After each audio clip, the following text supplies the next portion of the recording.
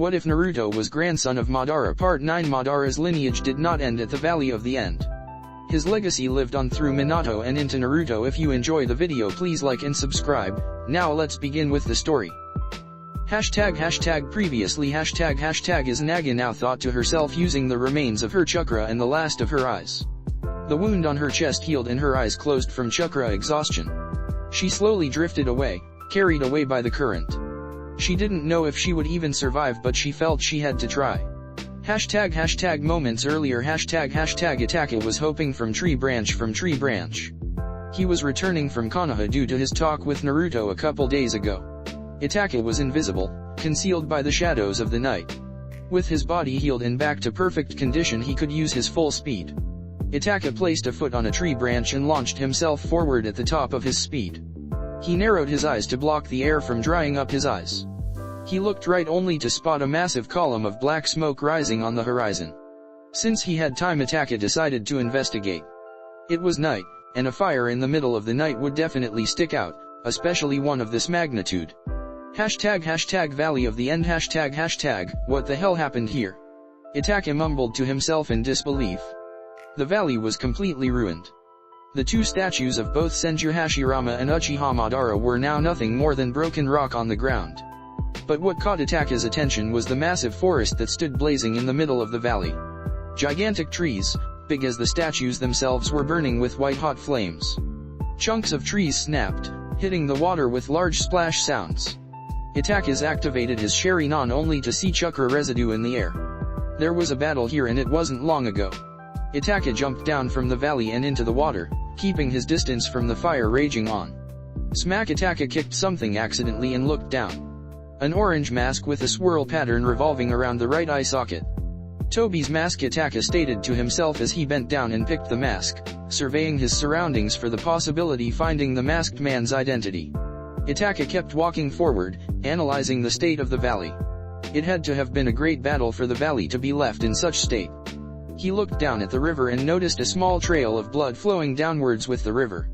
Anyone else would see it as it was so small, but not the Sharingan. Itaka hopped into the water and began walking down the river, following the current and the blood's trail. Itaka walked a few miles until he arrived near a small clearing where the river's flow had decreased significantly.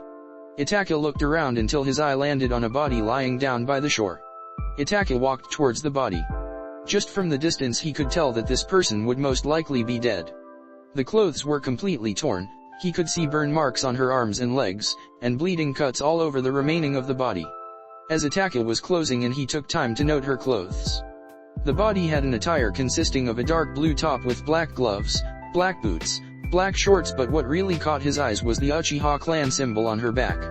/N, check profile for an Uchiha. Itaka asked to himself in disbelief as he suddenly rushed the body. He arrived near the body and bent down, placing 2 fingers on her neck. She's alive, Itaka thought as he detected a very faint pulse. He gently turned her around and eyes widened at the person lying down right in front of him. Now Itaka breathed out. Naruto had told him that the Uchiha clan was still alive, but it was one hell of a coincidence for him to simply stumble upon one Uchiha just days after his talk with Naruto. Itaka moved her body further into the land and laid her on the ground. Facing up, Itaka placed his fingers on the middle of her chest, right above her heart, and released a small electric discharge. It was a technique taught to every single shinobi in the Corps and one of the basic medical ninjutsu. A small static shock directly into the heart to jump-start a body if need be. Nao's body gave a small jerk as she started stirring. Itaka watched as Nao slowly opened his eyes only for a hollow white to appear instead of the black color he remembered. Did she sacrifice her eyes? Itaka mused in thought as he heard some gurgling sound coming from Nao. Who Nao said as she started coughing. Aru. Nao managed to get out only to hear a small chuckle. What mess did you get yourself into this time, Nao-chan? Itaka replied, smiling down at his former comrade. There was quite a story behind these two. Nao's eyes widened when she recognized the voice. She slowly turned towards the voice but saw nothing but darkness. Itaka-kun, Nao said, slowly chuckling until she began coughing again. Itaka moved Nao so that she laid perfectly flat on the ground. Don't worry, I will take care of you, Itaka said, smiling, not that Nao could see it. Itaka went towards his pocket and removed a single 3-pronged kunai. Without a moment hesitation, he stabbed it on the ground, disappearing in a yellow flash with now in tow. Hashtag moments earlier, Senju compound hashtag, I finally did it, Naruto yelled in joy of success. Naruto quickly sealed everything and swirled towards the Senju compound. Hinata, Hashirama, Tobirama, Mito, Minato, Kushina, and Gaara. All of you in the kitchen in 5 minutes, Naruto yelled as he also ran towards the kitchen to set up everything. One by one everyone walked towards the kitchen, although it weren't just T1s Naruto called as everyone was curious what the ruckus was all about. Dragons, Naruto said, getting the attention of his group. Front and center, Naruto said, and watched as the members of the group stepped forward. I have a gift for all of you, Naruto said, grinning as he took out 8 scrolls and tossed one to each member of the group, keeping one for himself. What's this? Minato asked, curious about this gift. Unseal it and you shall see, Naruto replied, and Minato shrugged. Minato kneeled on the ground and unwrapped his scroll. Kai, release, Minato said as he slammed his hand on the scroll.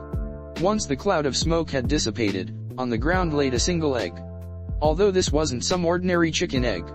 This egg's shell was completely white and it was slightly bigger than a football. At least the omelet will be enough for all of us, Jiraiya joked, and everyone laughed until he saw the look of horror in Naruto. You gave us a big egg, Minato said, disgruntled. He was hoping for something a bit more, well, more for such a big fuss. While it is an egg, it's so much more than that, Naruto cryptically said, and watched as Minato glared at him. Just channel chakra into the egg and think of yellow. It will take a considerable amount, so don't worry, Naruto explained, and Minato did just that. Minato placed his right hand on top of the egg and concentrated. Minato's hand started glowing blue and everyone watched with anticipation what would come from all of this. 5 minutes later and Minato was already starting to sweat from all the cha the damn thing was eating. Suddenly the egg stopped absorbing chakra and Minato retracted his hand, wiping the sweat from his forehead. Now what? Minato asked towards Naruto. He did as Naruto said, but nothing was happening. Give it a few moments, Naruto said, and Minato nodded, sitting down. How could such small thing almost empty him of his reserves? He had a lot of chakra, not much as Naruto but enough to put some cages to shame. As Minato raised his head from being tired of waiting, the egg started shaking, breaking everyone from their boredom. Everyone watched as the egg started shaking even more and clawing sounds could be heard coming from inside the egg. A strange yellow pattern started forming around the egg's shell, making everyone focus all their attention of said egg. Here he comes, Naruto said, and everyone's breathing hitched as a piece of the egg's shell flew away and what seemed to be an yellow claw stepped out. The egg shook once more and suddenly exploded, sending pieces of his shell flying everywhere. Everyone covered their face so they didn't get hit with the shrapnel. Once they uncovered their faces, everyone's jaw dropped at the creature standing in the middle of the kitchen. He resembled some form of reptile, like lizards and, in some relation, snakes themselves. This creature's body was completely covered in yellowish shiny scales, with 4 legs and long tail. The creature had a long snout and an impressive jawline filled the razor-sharp teeth. He had eyes yellow as well, with a black vertical slit like those of snake, but what really stood out was a pair of wings that protruded from his back. Is that what I think it is? Jiraiya yelled, pointing towards the creature in the middle of the room, who seemed to react to his outburst and gave him a toothy grin showing his razor-sharp teeth and an impressive pair of fangs. A dragon, alive and in the flesh, Naruto said, pointing towards the dragon, who seemed to get what was happening and simply rose to stand on 2 legs and spread his wings. And is your partner from now and until the day you die, Naruto said, pointing towards Minato, who had a shocked face. Bibuletin, but Minato tried to argue, but Naruto quickly shut him down. No buts. He is keyed to your chakra and will only answer to you. He isn't your slave or pet. He's your partner from now on, so treat him with respect, Naruto said, and the dragon jumped into the air and landed on Minato's shoulders. He coiled around H's neck until he began to lick Minato's cheek. I guess he's alright, Minato said, scratching the head of the dragon and making Naruto nod. His name is Yellow. A fitting name for the mighty Kiroi Senko, Yellow Flash, wouldn't you say? Naruto snickered and watched as the dragon growled slowly before laying his head down to probably sleep. I thought that dragons didn't exist, Temari stated, looking at Yellow. They do now. They will take time to grow, Naruto explained. How big will they get? Tsunade asked, pausing when she remembered the legends. Big as the Baijuya, Naruto simply replied as he crouched and unsealed his own egg. Everyone paled at the thought of having 8 dragons, the size of mountains, just simply strolling around Konoha. They were broken from their thoughts when they heard another an egg crack and they turned around to see Hinata scratching the chin of a purple dragon. Growl. Tsunade turned her head again, this time towards Naruto, who was also petting a big silver dragon. Tsunade and the rest of the Senju compound, with the exception of the 8 dragons of the leaf, paled when they had cracks all over the place. Not even 5 minutes later there were 8 dragons on the kitchen running all over the place, like some kids on a sugar rush. "Oh man, I want one too," Kankuro said as he kneeled in front of Naruto. "No can do. Limited edition only," Naruto chuckled. "Please see," Kankuro whined. "Please see," Silver mocked from the ceiling. Everyone looked up to see Silver with his claws dug onto the ceiling. "Ah, mine can already talk," Naruto said with sparkles on his eyes. "And it looks like he got your traits, personality-wise," Hinata said as she watched the Silver mock poor Kankuro. "Things you should know about your partners. They have chakra just like you and they bear the same affinities you have so they can work properly with you in combat," Naruto explained and everyone nodded. "Another thing. Should any of them die you will live on, but if you die, so will your dragons," Naruto said in a serious voice. The dragon were their partners and were bounded to them by life. "Where the hell are they going to live?" Tsunade yelled, making everyone stare at her. "The Senjuness is strong in that one," Mito thought to herself, sighing. "Do you think we can set them up in the summon world?" Tobirama asked, making everyone ponder. "Hey Fox," Naruto thought to himself. "Yeah," Kurama replied as he yawned and stretched, popping a few joints. "Is the summon realm all occupied?" Naruto asked, making Kurama raise an eyebrow at his question. "Why do you ask?" Kurama asked, surprised by the question. Naruto simply looked to the ceiling. "What the hell are dragons doing here?" Kurama yelled. "I created them. I read a book about reptiles and another one from Legends," Naruto replied, grinning and making Kurama shake his head his disbelief. "There are a few lands unoccupied that they can use without much trouble," Kurama answered, and Naruto proceeded to forward the information to Tobirama, who was already devising a small seal in the form of a tattoo to summon their partner into battle should they need them. "We got company," Naruto said as he backflipped into the middle of the room and slammed his hand on the ground. In a flash of yellow, Itaki and now were standing in the middle of the room. "I thought you were supposed to come to me," Itaki said as he found himself on the Senju compound. "I may trust you, Itaki, but not far enough to jump towards you and into a possible ambush," Naruto replied. "What the?" Itaki said out loud when he came face to face with 8 dragons who were standing just inches away from his face, staring at him. His Sharingan flared to life, and that was until he noticed the rest of the room. Senju Hashirama, Senju Tobirama, Namikaze Minato, Uzumaki Mito, and Senju Kushina. Buledin Biryu. Itaki tried to come out with the right words, but his brain seemed unable to process the events. At least he didn't faint like Tsunade and Hiruzen had to back in the day. "What can I do for you, Itaki?" Naruto asked, breaking Itaki's line of thought. Itaki looked away from the Senju brothers and back into Nao, who was breathing harshly. "She won't last much longer. I can feel her life force slipping away," Naruto said as took a good look at the Uchiha in Itaki's arms. "I need your help once again. I need you to heal her," Itaki stoically said. "Bah, a dead Uchiha is a good one," Tobirama simply replied, making Itaki frown. "What did I tell you about having prejudice about the Uchihas?" Hashirama grumbled. "Besides, it's Naruto's choice if he wants to heal her or not," Hashirama explained, and Tobirama scoffed but nodded nonetheless. "Why should I heal her?" Naruto asked towards Itaki, who remained silent and with his head down. "She has been working for Tobi all along. She blew up a hospital in Kiri and almost killed Hinata-chan," Naruto explained. "She is in this state for fighting Tobi. You should see the state of the Valley of the End. Everything was destroyed, even Madara's and his statue," Itaki said, motioning to Hashirama. "They destroyed my gorgeous statue," Hashirama said as he hung his head. "What do you think, Kurama?" Naruto asked towards his partner. "It's your choice, Naruto," Kurama replied, seriously wondering what Naruto would do. "Even so, one good deed doesn't at all for a lifetime of wrongs," Naruto said. "Don't make me beg," Itaki said in a low voice, making Naruto's eyes widen. He was willing to actually beg for Naruto to save her. "Why would you lower yourself to that extent just to save her?" Naruto asked, curious, but Itaki remained silent. "You love her? After all this time?" Naruto asked like it was the most obvious thing on the world, and Itaki just nodded. "Always," Itaki answered. "1. She was with me from the very beginning. We were born a single month apart. We were childhood friends and rivals at the same time. We graduated from the academy together, got into the same team, took the Chunin exams together. I fell for her because she treated me for the person I was.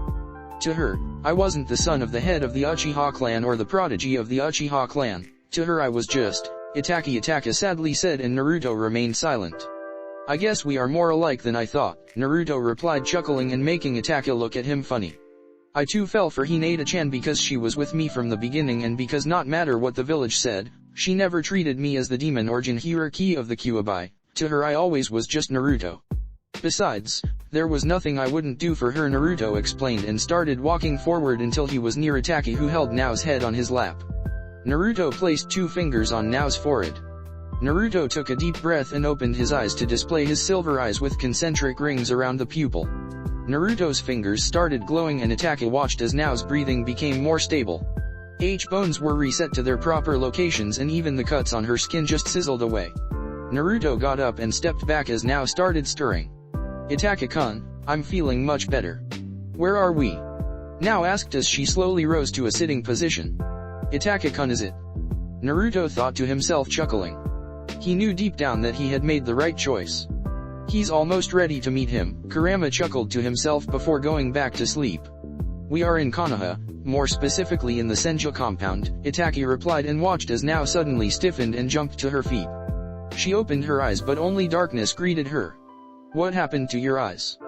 Hinata asked, curious about the hollow white. I know that voice, Nao said, looking towards Hinata direction. You are that Hyuga I fought in Kiri, Nao said, getting into a defensive stance. She was in enemy territory. It's Senju now. Naruto-kun has asked me to marry him, Hinata said, but Nao didn't seem much concerned about that. Relax Nao-chan, Itaka said, placing a hand on her shoulder and making her instantly relax. You are among friends now, Itaka said, and Nao huffed. Hold still, Naruto said towards Nao as he approached her and put a finger in each eye, above her eyelid. Relax, Naruto said, but Nao remained stiff as a board. Is he going to take my eyes? Nao thought, fearful. She was in the wolf's den and blind to make it worse. Naruto path, Naruto said, and Nao was shocked when she heard Naruto say the exactly same words that Nagato had used to heal her eye when she fought Hinata back in Kiri. Open your eyes, Naruto said, and Nao slowly complied. Her eyes lids slowly rose and she was greeted with the face of Senju Naruto, but his eyes were not the Sharingan, they were the Rinnegan, glowing at full power. You have the Rinnegan, Nao muttered out loud. No thank you, no nothing, just you have the Rinnegan. I'm hurt, Naruto joked, making Nao smile slightly, easing the ambient. That's Naruto right there. All serious 1 second and joking around the next, Kushina thought, smiling. Of course, Nao said, slapping her forehead. You are both Uchiha and Senju. It's obvious that you would have the Rinnegan. I wonder how Fugaku still hasn't thought of that yet, Nao muttered out loud. So it's true, Itaka sadly replied and making Nao turn around. Everyone is still alive? Itaki asked and Nao nodded. Who is Tobi? Naruto asked, turning Nao around to look at him. Nao gulped as she stared at Naruto's Sharingan and knew that lying probably would be a bad idea. Uchiha Fugaku, Nao replied, squirming under Naruto's gaze. Wasn't he the head of the Uchiha clan? Naruto asked and everyone nodded. Another simple Uchiha with delusions of grandeur, Tobirama grumbled. I knew I recognized his chakra from somewhere when he attacked with the Kyuubi 17 years ago, Minato replied, and for the first time Nao looked around to see just who exactly was with her. Why, Yondaime-sama, Nao said in shock and gulped when she saw who stood by his side. Senju Hashirama and his brother Senju Tobirama, Uzumaki Mito, and Senju Kushina. How? Nao asked towards Naruto, who smirked. You should know the power of the Rinnegan extends beyond life and death, Naruto simply replied. Of course, Nao said, smacking her head again, you are the perfect vessel for the Rinnegan. The Uchiha and Senju DNA in perfect balance. It figures that you could use it without any adversities, unlike Nagato, Nao said. Now, why don't you tell us everything you know about the Uchiha clan and the Akatsuki? Naruto asked, and yet again Nao felt that it wasn't a question she could refuse. ## 1 hour later ## that's very useful information. Thank you Nao, Naruto replied and Nao nodded before turning towards Itaka. What now? Nao asked and Itaka looked at Naruto. Nao turned around to look towards Naruto as well. Smack! Itaka gave Nao a chop to the neck, making her fall forward. Itaka caught her before she fell and slowly lowered her to the ground. The hell, Itaka? Naruto asked as he watched him knock Nao unconscious. I'm going after my brother. Can you make me a promise? Itachi asked, looking at Naruto and making sure he understood the seriousness in his voice. If I don't make it back. Itachi trailed off as Naruto understood what he meant. We will take care of her like family. You have my word, Itachi. Naruto replied, and Itachi nodded before shining away, heading towards the Uchiha hideout where he would meet with Sasuke and decided his fate. So he was Itachi, Tobirama said, scratching his chin. I guess he wasn't so bad for an Uchiha, Tobirama replied, making everyone's sweat drop. Was Uchiha's all that he thought about? Ero Sennin, you know what to do? Naruto asked, and Jiraiya nodded. I will contact my spies, Jiraiya replied, and everyone went back towards their dragons.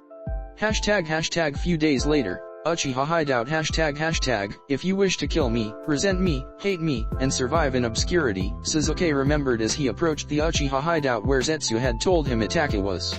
Run, keep running and cling to life. Then one day, come before me with the same EY I possess, Sasuke thought as his Mangekyou flared and he continued his path.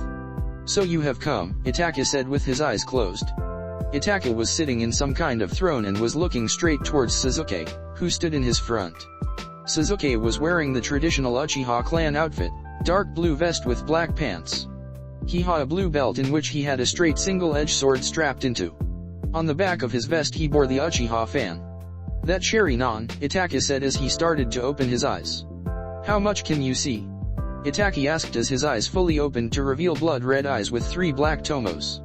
How much I can see, you ask? Sasuke rhetorically asked as he stopped walking, facing Itachi. With these eyes I see your death, Itachi, Sasuke replied, looking Itachi dead in the eyes. My death, huh? Itachi asked out loud. You are still arrogant, Sasuke. You shouldn't underestimate your opponent, Itachi advised as he leaned back, closing his eyes. Then make it happen, Itachi said as he disappeared and, in a blur, he was beside Sasuke with a kunai drawn. Sasuke followed his movement with his Sharingan and quickly turned. Sasuke placed a hand on his sword handle and brought his blade to parry Itachi's kunai. Both weapons clashed with a clang sound as both fighters struggled for victory. Sasuke broke the struggle and jumped back, going through hand seals. Katon, Gukaku no Jutsu, great fireball technique, Sasuke said as he unleashed a massive fireball lighting up the room. Itachi bent slightly as he pulled several shuriken from his sleeves and hurled them towards Sasuke, through the fireball. Itachi jumped to the side to avoid it. Sasuke was forced to cancel his jutsu when several shuriken came towards him. The fireball had obscured the vision of them. Sasuke's Sharingan glowed as he tracked every single shuriken and started blocking them with his sword. Not a single movement was wasted, it was like he was dancing. When Sasuke had finished dodging every single shuriken, Itachi was suddenly upon his face and kicked him in the stomach, sending Sasuke flying into the wall. Sasuke crashed into the wall and stumbled to the ground as he began coughing. Sasuke RO his head to look for Itachi only for him be punched and pinned into the wall by the same person he was looking for. This is the end, Itachi said as he brought his fingers towards Sasuke's eyes. Your light is mine, Itachi said as ripped out one of Sasuke's eyes, making him yell in pain and clutch to his now empty eye socket.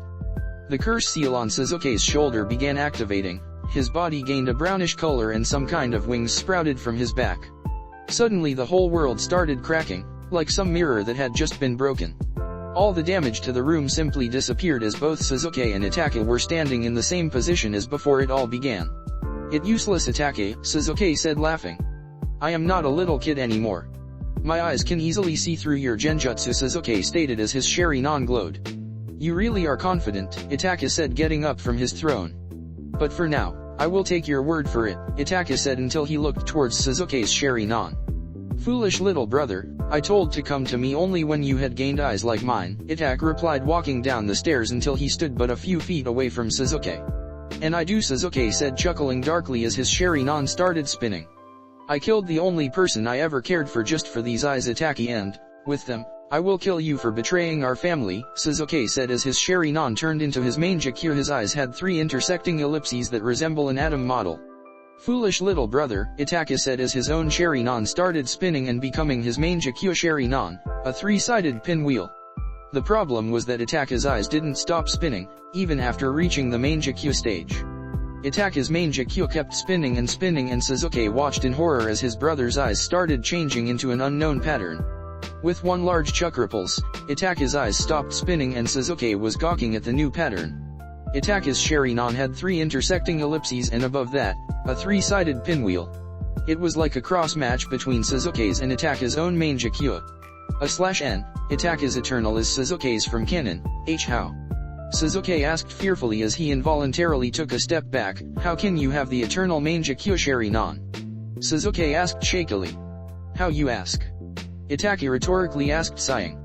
It was a gift, from Naruto, Itaka simply replied, making Sasuke's eyes widen in disbelief. You swapped eyes with him? Sasuke asked in shock. It doesn't matter what I did, Sasuke. I'm righting my wrongs as of now. Itaka as his Eternal started glowing.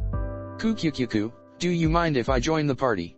Both Sasuke and Itaka were surprised by this new voice as neither of them felt another chakra signature nearby. Both of them turned to the location of the new voice only to find Orochimaru of all people, leaning by the doorframe and hungrily looking both Uchihas. Sharingan, Sasuke said as he and Itaka took notice of Orochimaru's eyes.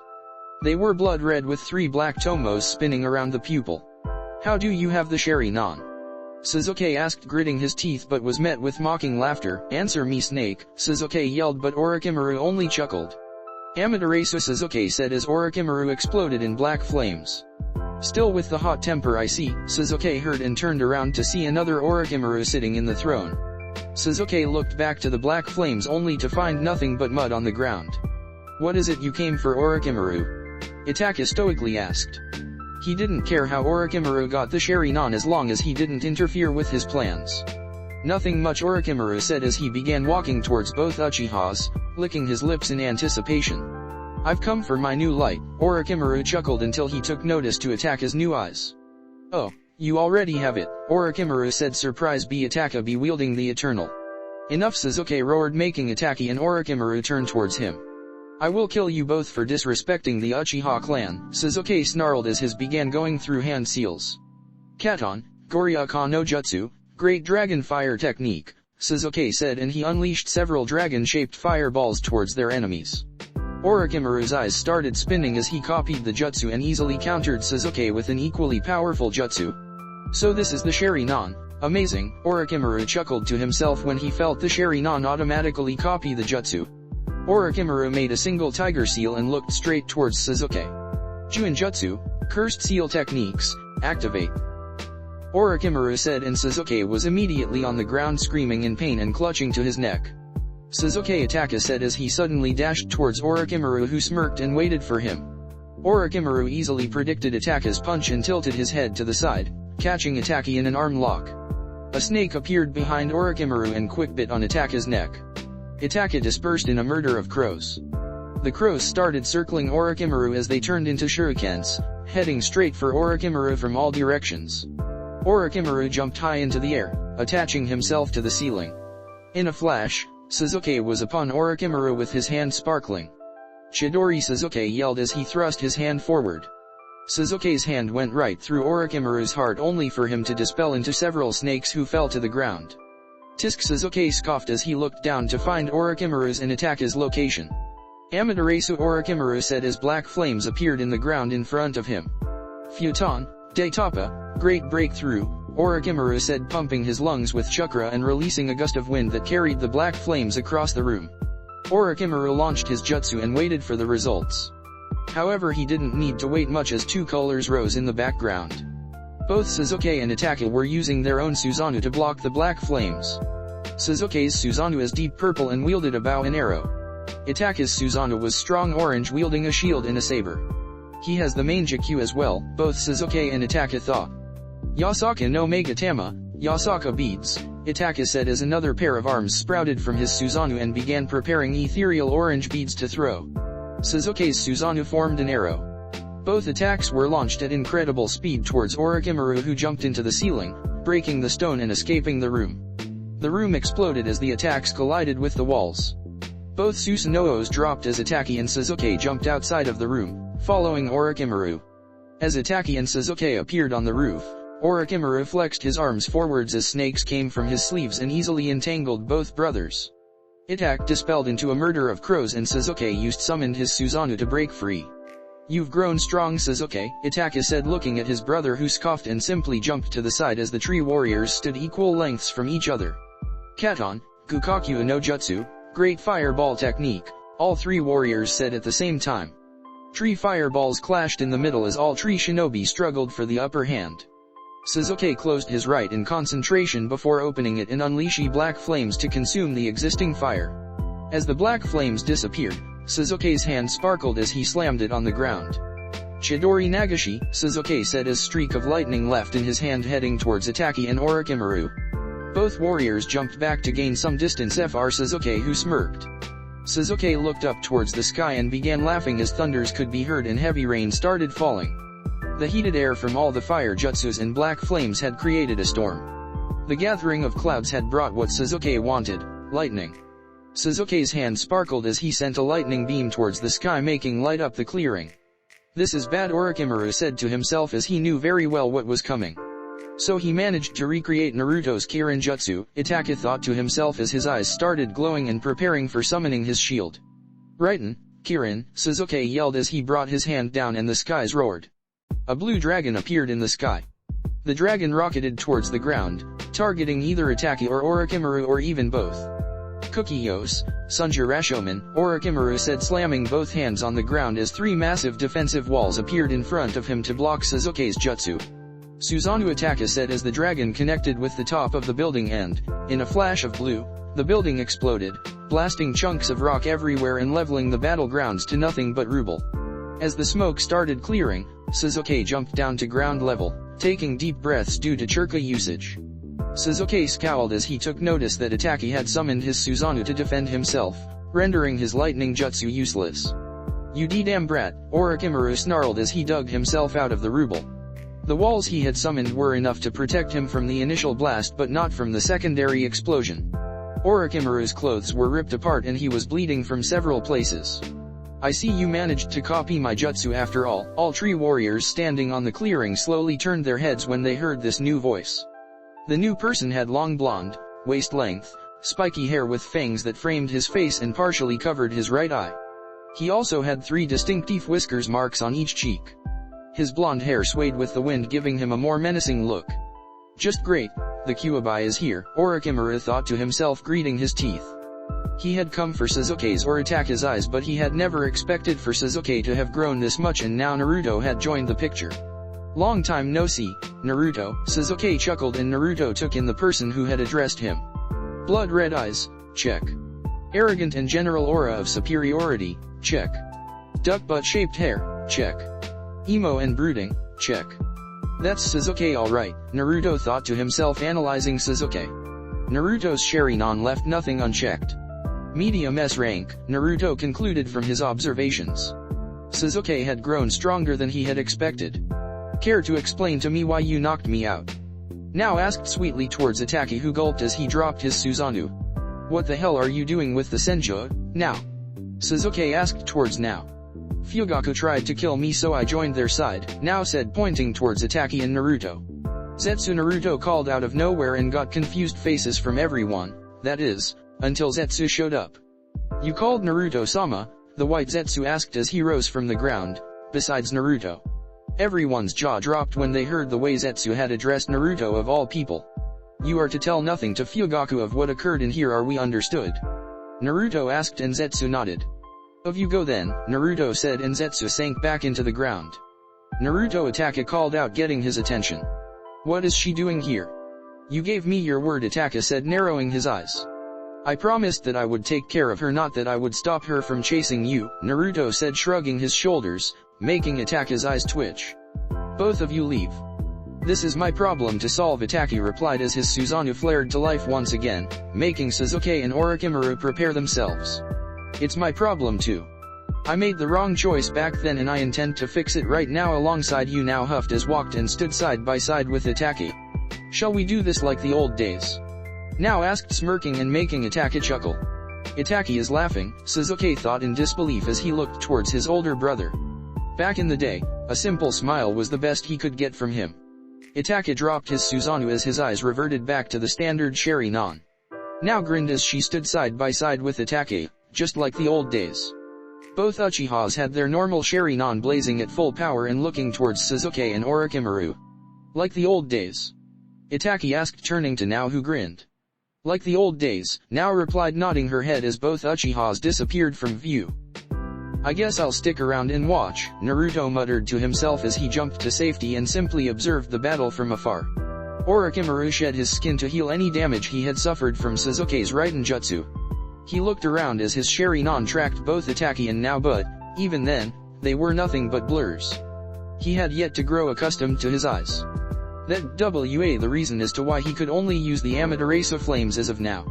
Orochimaru's eyes shifted to his left as he looked towards Naruto, who was calmly sitting on the nearby walls, observing with battle with calculating eyes. Orochimaru heard Naruto say he would only watch, but shinobi aren't known for their honor. Orochimaru blinked as now appeared right next him. Masai no Ken, fire punch, now cocked her fist back and slammed it into Orochimaru's stomach. He buckled in pain just as now kicked him away, sending him sailing through the air. Katon, Ryukan no Jutsu, fire dragon technique, Itachi said, unleashing a torrent of fire towards the flying Orochimaru, engulfing him in flames. Orochimaru tumbled into the ground, consumed by flames. I got you, Sasuke yelled as he took opportunity of Itachi's jutsu. Sasuke appeared behind Itachi with his sword drawn, ready to impale his older brother. Clang! Sasuke's eyes widened when his sword was blocked by Nao's. She smirked and held her grip as Sasuke pushed forward, in a battle of strength. Itachi burst into crows as both Nao and Sasuke disengaged and jumped apart. Enough! Orochimaru yelled as he dropped to the ground and opened his mouth. Madara no Jin, formation of 10,000 snakes, Orochimaru said as countless snakes started emerging from his mouth. Thousands upon thousands of snakes that rose high into the sky. All of them opened their mouths to reveal a sword at the tip. Susanoo Itachi and Nao both said as two towering ethereal samurais appeared. Their chakras spiked as sabers appeared in their arms and they began slicing the snakes into nothing. Amaterasu, both Uchihas said as a gigantic wave of black flames rained down on Orochimaru's attack. The Susanoos disappeared as everyone looked for Orochimaru. The snakes had all been disintegrated. Chidori Iso, Chidori laser spear, out of nowhere a lighting blade was shot from Sasuke's wrist, heading straight towards Nao. Itachi bumped Nao out of the way and got pierced right through his shoulder. Bastard! Nao snarled as she ran towards Sasuke. Itachi stumbled to the ground, he clutched to his bleeding shoulder. I've been waiting for this opportunity, Orochimaru chuckled darkly as he rose from the ground in front of Itachi. Tsukuyomi! Orochimaru gasped as Itachi locked eyes with him, placing Orochimaru in his strongest genjutsu. Hashtag Tsukuyomi world hashtag the world around Orochimaru shimmered out of existence and was replaced by a sea of red and a black sun. Orochimaru found himself in a new world, with Itachi standing right in front of him. This again! Orochimaru chuckled at Itachi's pathetic attempt of stopping him. This genjutsu no longer works against me, Orochimaru said. Then break it, Itachi simply replied. Kai! Orochimaru said as he flared his chakra, but nothing happened. He flared his chakra once again, but the illusion didn't even waver. He took a step back when he noticed Itachi calmly walking towards him with his eternal spinning. Even if you now possess the Mangekyou Sharingan, you shouldn't underestimate the power of an eternal. If you think that all it does is preventing blindness, then you are mistaken, Itachi explained, still walking towards Orochimaru, who was suddenly strapped into a cross. The eternal Mangekyou has granted me one final power, Itachi said, smiling, while Orochimaru just stared in horror as several blades rose from the ground, created from nothingness. With the eternal, my illusions can achieve their final level. With my new eyes, I can turn any injury I do to you into a very painful reality, Itachi said, smiling, and Orochimaru's eyes widened. My strongest illusion, one that can trick the brain itself into thinking that the injuries are real and have them inflicted in the physical body, the highest level of illusion one can achieve. This Orochimaru is my Shinko Tsukuyomi, true Tsukuyomi, Itachi said as he picked up a blade. 2. There is a downside, unfortunately, Itachi said, sighing, and Orochimaru seemed somewhat relived. I can't hold the illusion for long like I could with my original Tsukuyomi, so let's not wait any longer, Itachi said as he swung his blade. Hashtag back in the real world hashtag both Orochimaru and Itachi were frozen, looking into each other's eyes without even blinking. Suddenly, a deep gash appeared in Orochimaru's cheek, letting blood leak out freely. Just as things couldn't get any weirder, Orochimaru's right eye exploded a cloud of blood and flesh. Interesting, Naruto thought as he watched several cuts and gashes appear on Orochimaru's body out of nowhere. Nao and Sasuke were engaged in a heated taijutsu brawl. Suzuki's Susanoo could only brace himself against the onslaught of Nao's fire taijutsu, who apparently could melt almost anything. "My, dance!" Nao yelled as her arms burst in black flames. "Kurohano no my, dance of the black flame," Nao said as her Sharingan started glowing and she dashed forward, jumping to the side as a purple arrow flew by and crashed into the ground. Suzuki coughed as his chakra levels dropped and he was forced into a single ribcaged Susanoo. He had been fighting for hours and his chakra levels were running low, while Nao had arrived just moments ago and had plenty of chakra to go around. Suzuki was forced to kneel as Nao punched the Susanoo, leaving behind her black flames as they began to eat away his shield. Suzuki's Sharingan was glowing as he frantically searched for his opponent. Suzuki caught a blur and braced himself as Nao materialized herself in front of him and kicked him.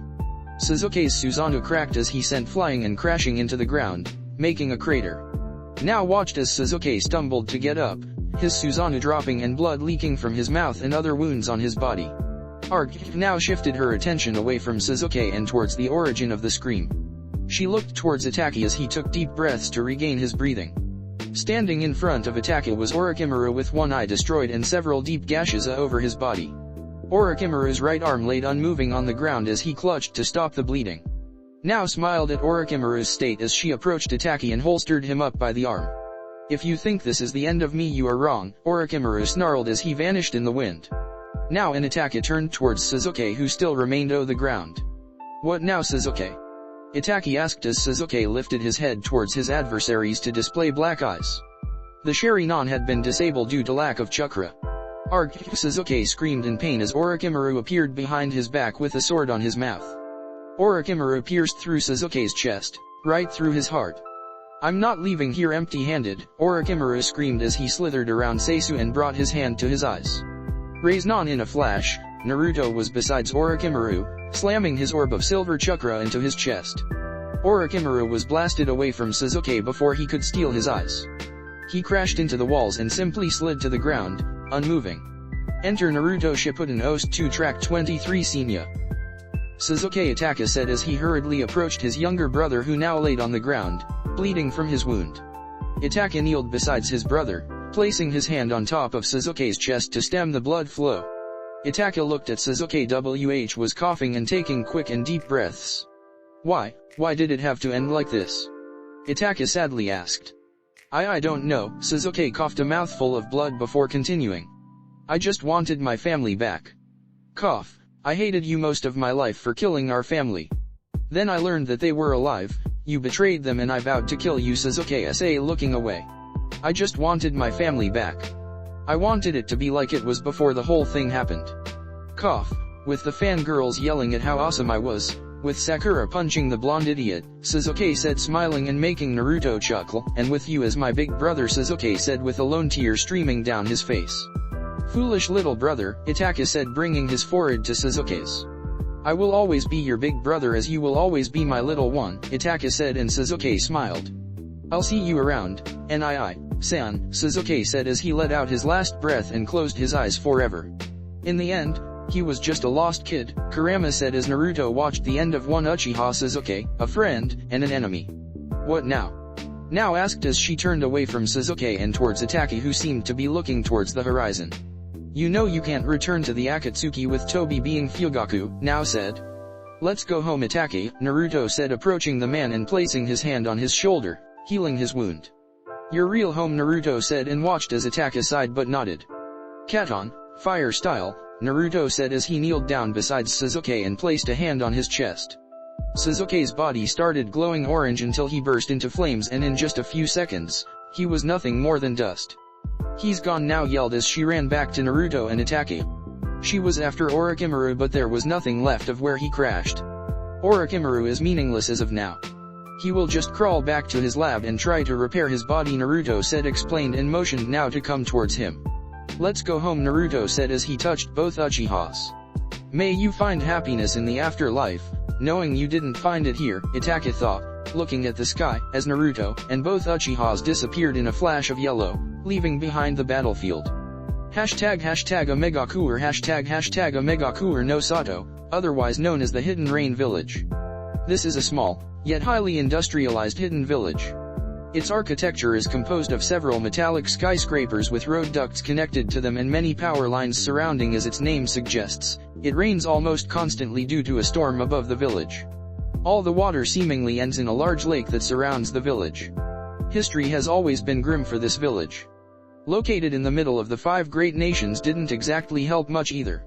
While this location was excellent as it provided good trade routes that boosted the village's economy, it also had problems, and main one was war. The Rain Village, and many other small villages, would always get caught in the battles of the Great 5 Nations. Even if they chose to remain neutral, they were dragged into endless conflict until one side admit defeat. This was what had happened during the last Great Ninja Wars. The Second Great Shinobi War had crippled the village as she stood between 3 of the great nations. Konoha led by Sarutobi Hiruzen, the Sandaime Hokage, Iwa led of Unaki, the Sandate Tsuchikage and Suna, led by their Sandaime Kazekage and wielder of the Iron Sand bloodline. AIM and their leader Salamander Hanzo was forced to participate in this battle, and during it, the Sunin were born. And then came the third and last Great Ninja War. A war that managed to involve all of the 5 great nations. Out of those 5, the Fire and the Earth country clashed with unprecedented fierceness, and AIM paid the price by being the battlefield. By the end of it, the Hidden Rain village was in total chaos. Thousands dead and even more injured. The surviving became nothing more than war refugees, surviving as the years passed by. Eventually Hanzo was removed from power by none other than Uzumaki Nagato, or as he is known, Pain. He defeated and killed Hanzo and every one of his followers, becoming the new leader of the Rain Village. Pain, the self-entitled god of peace, rules the Rain Village by an iron fist, and anyone who disobeys him, gets killed. The Deva Path, or Yahiko's body being controlled by Nagato, stood in the tallest building in the village. Pain's Tower, as the building was called. From there Nagato could see to the far ends of his village, right to the gates. It made him a higher power to anyone below as he stood watching over his village, untiring and unyielding. Good job. Pain turned around from his balcony on the tower to gaze at the owner of the voice. Toby was standing in the room wearing the usual black cloak with red clouds and, as expected, his orange mask in place, with the right Sharingan glowing behind it. Toby, Pain said as he watched the man slowly approach him. With the Sanbai captured, we now have 5 of the 9 Baijos. Nibi from Kumo, Sanbai, and Rokubai from Kiri, and the Yonbai and Goba from Iwa, Toby said, and Pain nodded. The Akatsuki had already captured 5 of the 9 Baijuyo. They had targeted these Jinhirikis since they had no backing from their village. Yotakata, Rashi, and Han traveled alone through the elemental nations, making them easy targets for the Akatsu members. The Sanbai was released, so Pain took him down and captured him. And Yujito had simply been ambushed in a mission and thus giving Akatsuki the Nibi. What will we do about the rest? Pain asked. The Hakusabi will be harder to get since we will most likely have to go through the Raikage as well.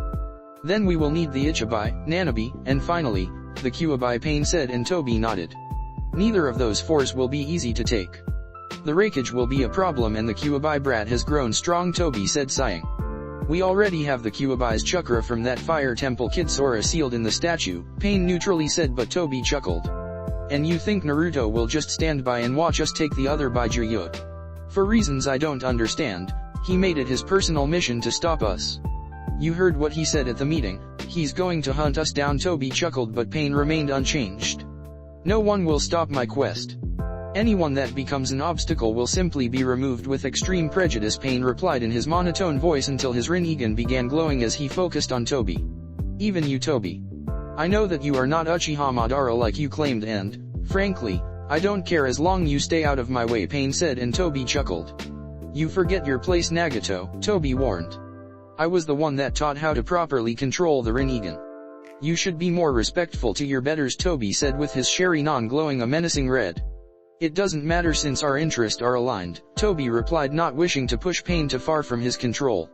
For now, Toby added in thought, as he could always kill him should it be necessary and take the Rinnegan for himself. How are you planning on getting the remaining 4's Baijos? Pain asked, curious about Toby's plans. Toby began but was interrupted when he felt Zetsu approaching. Strange, Toby thought, as he hadn't requested anything of Zetsu as of late. What is it? Toby asked, annoyed since as he was interrupted.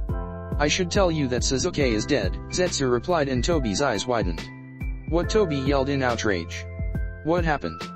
Toby asked, completely bewildered. He couldn't fathom how could Sasuke had died. Explain now, Toby yelled, glaring at Zetsu, who seemed to remain calm and unaffected. He died in his battle with Itachi, Zetsu simply replied, and Toby's jaw dropped. Take it from the beginning, Toby ordered as he calmed himself down. I cannot explain any further, Zetsu said, and Toby raised an eyebrow. And why not? Toby asked, irritated. Because Naruto-sama ordered me not to, Zetsu replied, and Toby scowled. The blonde had yet again interfered with his plans. Looks like things are coming to bite you on the ass, Pain said as he bit back a chuckle. The whole persona of Toby being Madara had begun crumbling down the moment Naruto revealed his grandfather back in the Chunin exams, 3 years ago. Tisk, Toby sighed in annoyance. That blonde brat is always where he shouldn't be. Where is Itachi now? Toby asked, wanting to get some answer from him. He returned to Konoha, Zetsu replied, and Toby sat down as he began to nurse his temples. This isn't going well, Toby sighed. He had everything planned out until Naruto started making a mess of everything. Even now, almost 17 years of planning to get Sasuke just washed away with him getting killed.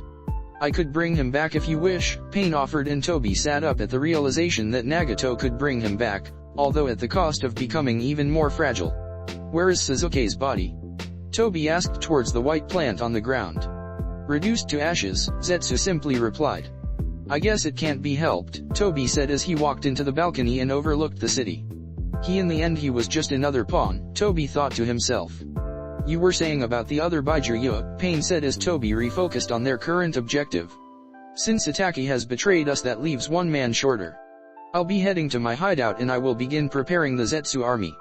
We will need all the numbers we can, Toby explained. Are you heading towards the mountain's graveyard? Pain asked, but Toby shook his head in denial. No, I will be at my main hideout. The one that no one besides me and Zetsu know about, Toby said, and Pain didn't seem pleased not knowing where to find Toby. Until then, Toby said, and warped away. Few days later Toby watched as the Gadamazo statue slowly funneled chakra into the white Zetsu. Several white Zetsu were being produced from the chakra generated from the Baijus. It seemed like a factory, and a highly efficient one at that. Baijuya had a limitless supply of chakra since, once empty, they would just refill given an appropriate waiting time. How many? Toby asked towards the original Zetsu. Toby was simply watching the events unfold with a smirk. He was literally watching the birth of his army, one that, in time, would be big enough to topple the elemental countries if need be. We have 3,000 as of now, and I estimate we can achieve 5,000 by the end of the week, Zetsu replied, and, although he couldn't see it, he knew that Toby was smiling behind that mask. Excellent, Toby happily replied. I trust they will obey only me, correct? Toby asked, and Zetsu nodded. Toby really didn't want for his army to march into the battlefield only to be told to return home by Naruto. I will be at other hideout in the meantime, Toby said and swirled away. Mountains graveyard Toby arrived at the base of his hideout and simply began walking towards the entrance. He was deep in thought and giddy at the prospect of having his new army that he wasn't really paying attention to his surroundings. Toby kept walking until his foot something. He looked down to see that he had kicked an arm, and a bloody one at that. What the hell? Toby said out loud as he took in his surroundings, only for his eyes to widen in shock, disbelief, and anger. All at the same time. This hideout was the place where the Uchiha clan was living, and the very same reason why Toby chose his other hideout to build his army. All around the entrance into the hideout were bodies. Some of them were turned into stone, with shock clearly written into their faces, like they were petrified in an instant. Arms, legs, pieces that he didn't knew they belonged to human body to begin with were sprayed across the grounds. Pools of blood everywhere and the stink of decomposing bodies filled his nostrils. Swords, kunai, and shurikens filled the grounds and massive walls that surrounded the entrance. Even those old bones that were there, even before Madara had showed him this hideout, were now nothing more than ash. And that was until he noticed just the amount of pieces there were. Toby estimated at least 100 bodies, and that was just counting the petrified ones. Toby approached one of them and gasped when he saw a 3-toed pattern in the rock. Toby quickly approached the entrance but noticed that it was blocked. When he approached it, he saw some message still imprinted in the wall, burning in black flames. Compliments of the Kyuubi brat, Toby read in absolute anger and hate. The brat somehow found about his hideout. Oh, Naruto would pay very dearly for this. Years of planning, all gone in the blink of an eye. The Uchiha clan, years of training, supplies, 1 decade to prepare to their plan, and everything just washed away. Arg! Toby yelled to the skies and cursed Uchiha Madara and his grandson. This wasn't a battle to begin with, it had been a massacre. ### 1 day earlier, Konoha ### it was a beautiful and sunny day all over Konoha. The Hidden Leaf Village basked with sunlight. Merchants opened their stores and various shinobi could be seen jumping from rooftops to rooftops. Up in the walls, several shinobi stood guard, watching the horizon for any sign of trouble. This is boring, some Chunin replied as he stretched his arms and popped his back. I hate surveillance gigs, he said. You complain too much, soldier. Eyes front, Ibiki ordered, and the Chunin immediately assumed a correct position. Heads up, Ibiki said, and the Chunin turned to him confused. Swoosh wooa, the Chunin cried as he stumbled due to some blonde shinobi blurring in front of him. Who was that? The Chunin asked as he already lost vision of him. The Chunin hadn't even sensed him approach and only caught a glimpse of yellow Senju Naruto, Ibiki replied, making the Chunin's jaw drop. What is he doing here? The Chunin asked. Everyone had heard about the Senju clan heir. Morning workout, Ibiki said, and the Chunin gulped. At that speed? The Chunin asked, stupefied, and Ibiki chuckled. You don't get S-rank status by being lazy, Ibiki explained, chuckling, and made a head motion towards the Chunin, who took a step back as Naruto blurred by them again. That is insane, the Chunin cried in disbelief, and Ibiki chuckled again. Heads up, Ibiki said, but this time the Chunin caught glimpse of a purple blur. The Chunin spinned around until he dropped on the floor with his head spinning. And that? The Chunin asked. Senju Hinata, Ibiki replied. Senju? The Chunin asked, confused. I'm surprised you don't know. The whole village already knows those two are engaged, Ibiki replied, only to smirk at the Chunin's shocked face. The brat is only 17, the Chunin pouted. ### with Naruto and Hinata ###, how come you didn't wake me up? Hinata asked as she caught up with Naruto. Both of them were running on the walls around Konoha in their warm-up routine for the day. You looked peaceful on your sleep, Naruto replied, looking back. How many laps you have left? Hinata asked. Just the one, Naruto replied, and raised an eyebrow when he saw Hinata smile. Race you home, Hinata said as she blurred away from Naruto and quickly disappeared from view. That's cheating, Naruto yelled as he also picked up speed. ### at the Senju compound ### I won, Hinata said, smirking as she watched Naruto arrive. You cheated, Naruto pouted. You want to say that to my face? Both Naruto and Hinata heard yelling coming from inside the compound. Both of them opened the door and walked inside to see a strange situation that, funnily enough, everyone saw coming. Both Tobirama and Now were staring at each other with sparks flying across their eyes. Itaka was at the table and could only sigh at their antics. Senju Uchiha, both of them yelled as the sparks intensified and their chakra spiked. Can't you keep her in control? Naruto asked towards Itaka, who gave him an "Are you serious?" face. I just got my life and I want to keep it, Itaka simply replied. Alright, knock it off, Kushina said, but both Tobirama and Now didn't even move. Don't make me go get my sword, Kushina replied sweetly, making everyone pale. Tobirama and Now quickly stopped their antics and split apart. Just another day at the Senju compound. Poof, there was a cloud smoke right in the middle of the room, gathering the attention towards it. When the smoke cleared, a single toad was standing in the middle of the room with a scroll in his mouth. A message from Ero Sennin, Naruto said as Tsunade walked towards the toad and collected the scroll. Jiraiya has found the Uchiha clan hideout. It seems Now's information was right, Tsunade said as she destroyed the message and placed on the table the hideout's location. Of course it was, Now said, crossing her arms. Jiraiya is waiting on us. Now what? Tsunade asked towards the dragons. We strike, Tobirama simply said as he got up. According to Jiraiya, the hideout has a single entrance that is located in the crater. We will have higher ground and we will be able to ambush them, Tobirama explained. Don't we think we might be rushing this? Tsunade pondered. Let your plans be dark and impenetrable as night, and when you move, fall like a thunderbolt, Tobirama said as Tsunade had to agree. For those who were born and lived during the clan wars, they knew war better than anyone. So we will attack at night and Naruto will use his Kirin Jutsu. Makes sense, Minato said, nodding, making everyone blink and turn to him. What? Minato asked, confused, and Kushina just slapped her forehead. Sometimes I wonder why Hiruzen made you Hokage, Tobirama said, and pretty much summed everyone's thoughts. And once we ambush them, we will do what? Hashirama said, getting suspicious. We will kill them all, Tobirama coldly said, making Hashirama flinch at his tone. You are insane, Hashirama said with a shocked face. They were just following their clan head. Some of them might be good people like those two, Hashirama said, pointing towards Itaki and Now. Both of them remained silent as they watched both Senja brothers bicker. We might not have other choice, Naruto softly said, and everyone turned to him. You too, Hashirama said, shaking his head. You would slaughter nearly 300 Uchihas just like that, Hashirama asked in disbelief. Damn it, Hashirama, Naruto said, slamming his hand on the table, making everyone flinch. Don't take me for some naive kid. You know very well what Now said about their plans. They have above 50 mangakyus, Hashirama, 50, Naruto stated. They can conquer any village with the right plan and their numbers alone, Naruto explained. They can, it doesn't mean they will, Hashirama firmly said, and Naruto shook his head. And would you be willing to wait and find out? Naruto asked, and Hashirama remained silent. Itake, what's your take on this? Naruto asked towards the silent Uchiha. I made peace with my clan a long time ago. Their fate is not mine to choose, Itake simply said, and Naruto sighed. Bah-chan, Naruto said, turning towards Tsunade, who smiled in understanding. I'm the Hokage, Naruto. My primary concern is the welfare of the village. You are the leader of the dragons, so it's your choice to make, Tsunade replied, and Naruto nodded and watched as everyone looked at him, waiting for his answer.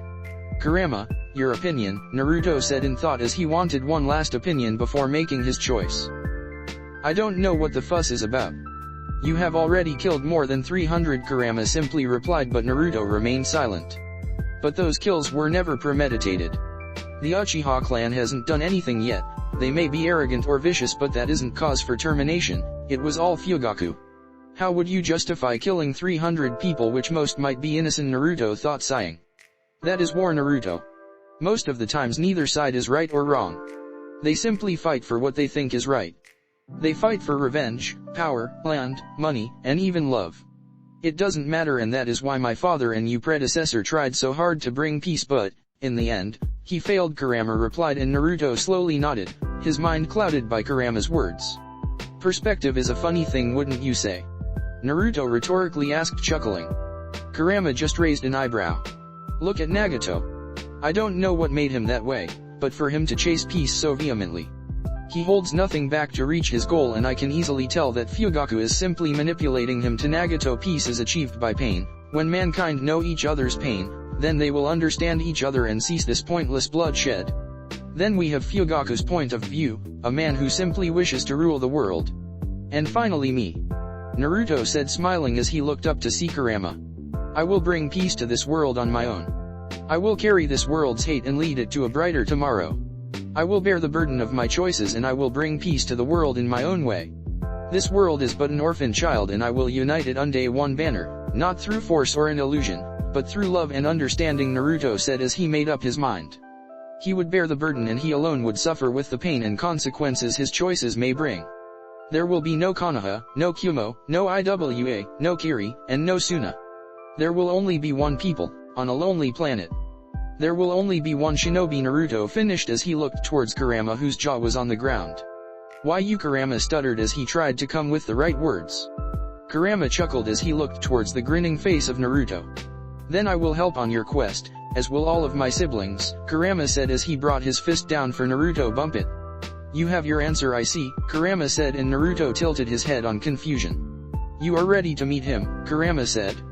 Naruto was about to ask who he was meeting when he simply toppled to the floor unconscious. Naruto! Everyone on the outside world yelled as Naruto fell to the ground. Hinata was already upon him running a diagnose jutsu, but everything seemed fine with him. His heart rate was stable and his chakra network seemed to be running normally as well. Although everything was fine with his body, his conscious mind wandered off into the beyond and into unknown places. I see you decided to bring him before me, some old man said as he watched the Kyuubi approach him with Naruto unconscious on his head. Kurama-kun, the old man added, lifting his head and displaying two silvery Rinnegan eyes. The old man floating in front of Kurama had deep wrinkles, a long beard and short light grayish-colored shaggy hair that spiked up in the front with two distinctive parts of his hair resembling horns and a chin-length braid hanging in front of his left ear. He had pronounced eyebrow ridges with small horn protrusions above them. He also had a Rinnegan-like marking on his forehead. He wore a white full-length cloak, haori, with a high collar, revealing his necklace with 6 red megatama. On the back of his cloak was a reflection of a seal which had the Rinnegan with 9 megatama and 3 rows beneath it. "Just like you said, old man," Kurama said, giving the old man a toothy grin. "That I did," the old man replied, chuckling as he watched Kurama lower Naruto into the ground.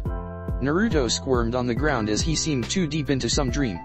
First memory Kaa-san, Kaa-san, a little kid yelled in glee as he ran through the halls of the palace where he lived. The little boy had short and spiky brown hair, but the most interesting fact about him would be his silver eyes, with several concentric circles around them. "Slow down, Higoromo-kun," some woman replied with a gentle smile. Hagoromo just grinned as he looked at the smiling face of his mother. She had very delicate facial feature. She had long, sweeping light-colored hair that touched the ground. Most noticeably were 2 horn-like protrusions which stuck out from her head, a trait shared with her son. Her eyebrows were cut very short, an outward symbol of royalty, and she wore a dark shade of lipstick on her lips and a dark shade of nail polish on long fingernails. She wore the transitional high-collared hime kimono which was adored with intricate lines and tomo running down the center and edges of the gown. Look, Hagoromo hurriedly said as he sat on the ground in lotus position. Kaguya, the woman in front of him and his mother, just smiled at the bubbly actions of her son. Hagoromo took a deep breath as he concentrated. A small gust of wind was felt and Kaguya raised an eyebrow as she watched her son start to levitate from the ground. It was nothing more than a simple inch at first, but he kept going higher into the air as the time passed. 1 minute later and Hagoromo was already 3 feet of the ground. "Careful now," Kaguya warned, concerned that her son might hurt himself. "I can go higher," Hagoromo said, desperate to prove himself. In a burst of air, Hagoromo rose nearly 10 feet into the air in the fraction of a second. "See," Hagoromo said, smiling triumphantly. "Ha!" Hagoromo shouted as he lost his concentration in the midst of his own celebration. Hagoromo started falling, but instead of hitting the hard and cold floor of the palace, he found himself on his mother's arms. "My bad," Hagoromo said, chuckling while Kaguya just smiled. Second memory "This is as far as you will go," a now older version of Hagoromo shouted. He looked like he had just passed his teens and became a young adult. Hagoromo was standing in the way of a colossal beast. The beast was titanic in size, with each limb being just big if not bigger than Baijas themselves. The beast possessed visible legs, which it used along with its right arm to stand, as its left arm was missing at the elbow. Its facial appearance was possessive of a single ear on the right side of its head, while its mouth, which contained straight teeth and a nostril, moved to the left side, and several horns formed on various parts on its head with 2 underneath its chin. All in all, it was monster in every way of the word. It had no conscience and knew no end. Its only goal was to reclaim what was stolen from him, chakra. With a single swipe of his tentacles, entire continents were split in half. With a mighty roar, oceans were vaporized. Hagoromo was fighting the Shinju, or as most now know it, the Juabi.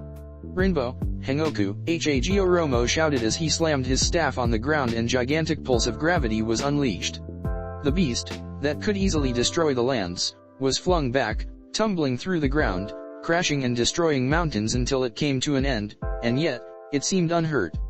"To think you were unhurt against such attack," Hagoromo said as he took a deep breath. Sweat was pouring down his face as he stood his ground against the strongest beast alive. "Senpo Maya Jinmin, Sage Arts, Gate of the Great God," Hagoromo said as dozens of red tories fell from above, pinning the Juabi to the ground.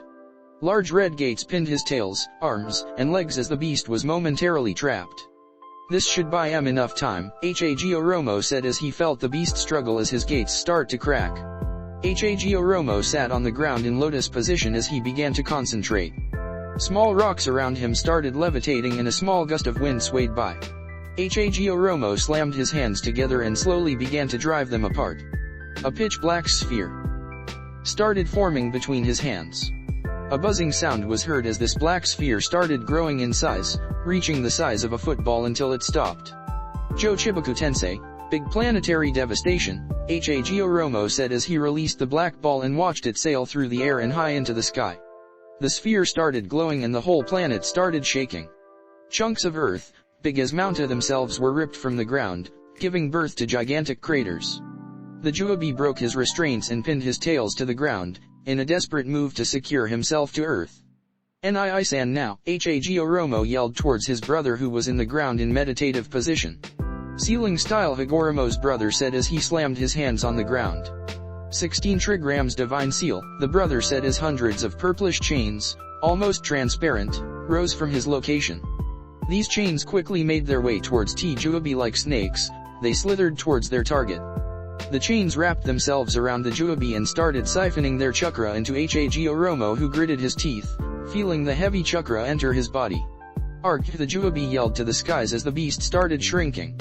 The beast's form started wavering and the skin itself started withering away until it remained nothing more than a brown husk, depleted of life. Hagoromo absorbed all the chakra of the Juabi and tumbled forward, using his arms to steady himself and taking deep breaths. Hagoromo looked up at the sky to see the new addiction.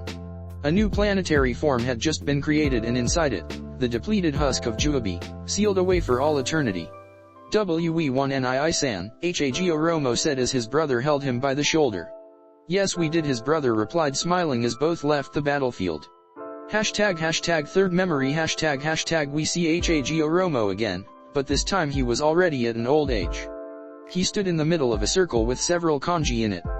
Around him, stood all the 9 Baijuyu, still young as they had just been born from being split from the Juabi. Shukaku, Madarai, Isabu, Sungaku, Kokyao, Seiken, Chimei, Jyoki, and Kurama. Hagoromo started as all the Baijuyu listened in. "You will always be together, even when you are separated. And one day, you will all become one, with different names, in different forms than you exist now. And unlike when you were within me, you will be led down the right path. When the time comes, you will know what true power is." Hagoromo said as he released his last breath. All the Baijus bowed their heads to their father. "You will seek someone worthy, and when you find him, bring him before me." Kurama remembered his father's request as he let out a lone tear. #end of memories #Naruto groaned as he opened his eyes, still a bit hazy from the rush of memories, and caught his surroundings. He looked around and spotted Kurama behind him grinning like a madman. Naruto got onto his feet and noticed a floating old man in front of him. Hagoromo Naruto started. He took in the appearance of the man in front of him. Atsutsuki Naruto breathed out in shock, looking at the Sage of Six Paths, standing right there in front of him. "Is this some joke?" Naruto asked, annoyed towards Kurama, who chuckled in return. "I assure you I'm very real," Hagoromo replied as he stopped floating and stood on the ground. "It's very nice to finally meet you face to face, Senju Naruto," Hagoromo said, smiling as Naruto's jaw dropped. He had very good reasons for it. After all, Hagoromo Atsutsuki, father to all ninjutsu and to all shinobi, was standing right in front of Naruto. "It's an honor to meet you in person," Naruto chuckled nervously, bowing to the sage in respect. "How are you here if I'm not so bold to ask?" Naruto carefully asked as he didn't want to anger him. "When I created all of my sons and daughters, I sealed my last chakra into Kurama," Hagoromo replied, and Naruto's jaw dropped. "And I gave Kurama the task to find a worthy heir, one that shared my beliefs. I guess you could say it was poetic justice you to bear the Rinnegan as well." Hagoromo chuckled while Naruto just nodded dumbly. "You knew all along?" Naruto asked towards Kurama. "Of course," Kurama replied, puffing his chest in pride. "I kept this fact hidden and searched through the ages for the man my father said that would unite the world and bring peace. I thought that man was Senju Hashirama, but I was wrong and moved on. Then I thought that man would be Namikaze Minato, but he failed as well. But the moment I first met you, I could see it through your eyes that you would be the one. Hashirama is a good man but is too soft and forgiving. Minato is exactly like him, strong, caring and forgiving to a fault. Tobirama is the opposite of his brother and Minato. He cares only for the protection of his own people, and he would do anything for them, regarding what damage we would cause to the others. You bear the best attributes from each of them. You do whatever it takes to protect the people you care for, but you still feel bad for any pain you cause to the other side. Even though you are pondering if you should kill the Yuki clan. It's true they may be innocent, but killing them would a crucial strike against the Akatsuki and Tobi. For some reason you are able to see beyond that and make choices for the greater good no matter the consequences. A true leader, Naruto, that is what you are. It is a curious thing, Naruto, but perhaps those who are best suited to power are those who have never sought it. Those who, like you, have leadership thrust upon them, and take up the mantle because they must. and find to their own surprise that they wear it well. You speak as if I am a leader. Would a good leader be willing to simply lay waste to innocent men for the greater good? Naruto asked, and Hagoromo smiled. He reminded himself so much in that boy. All the struggles he had endured because of his eyes and powers. We're all human, aren't we?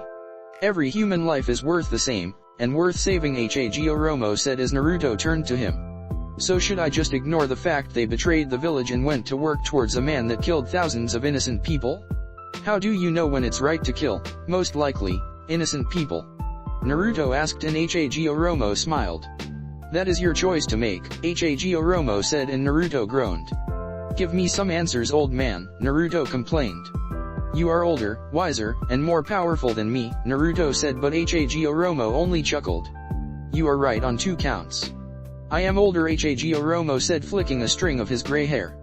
And I am wiser since you are nothing but a knucklehead, Hagoromo said, chuckling as Naruto's eyes twitched. But I am not more powerful than you, Hagoromo said, and Naruto's jaw dropped.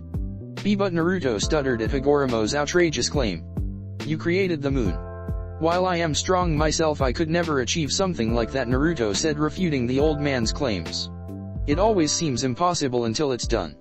Hagoromo said, and Naruto pondered if he would be able to do such feat. He was broken from his thoughts when Hagoromo started walking towards him. Hagoromo arrived near him and placed a hand above his chest. I can feel it, and you can as well. You are stronger than me, Hagoromo said, smiling as he watched Naruto slowly nod and agreed with him. You still didn't answer my question, old man, Naruto said knowingly as the sage chuckled. My life ended many centuries ago, Naruto. It's your turn to watch over the world. I can show you the path, but only you can walk on it, the sage replied, and Naruto groaned. It looked like no one was going to give him straight answers. So should I just kill them and be done with it? Naruto pondered. Is it the possibility of regret you fear? Hagoromo asked, and Naruto slowly nodded. Real leaders must be ready to sacrifice all for the happiness of their people, Hagoromo said, and Naruto chuckled. You are right. I would do everything for the happiness of my people, but what about the others' happiness? Naruto countered. We could stay here all day long arguing about philosophical points of view and never reach the right answer. Every choice you make will have its consequences. It's how you deal with them that defines who and what you are, Hagoromo explained, and Naruto nodded. I will stick by my choices and I will finish what you started. I will unite the world under a single banner and the world will know peace, Naruto said, grinning, making Hagoromo nod his head. It's time for me to leave, Hagoromo said, smiling as he lifted his hand onto the air. Specks of light could be seen emanating from his hand, who by now was almost see-through.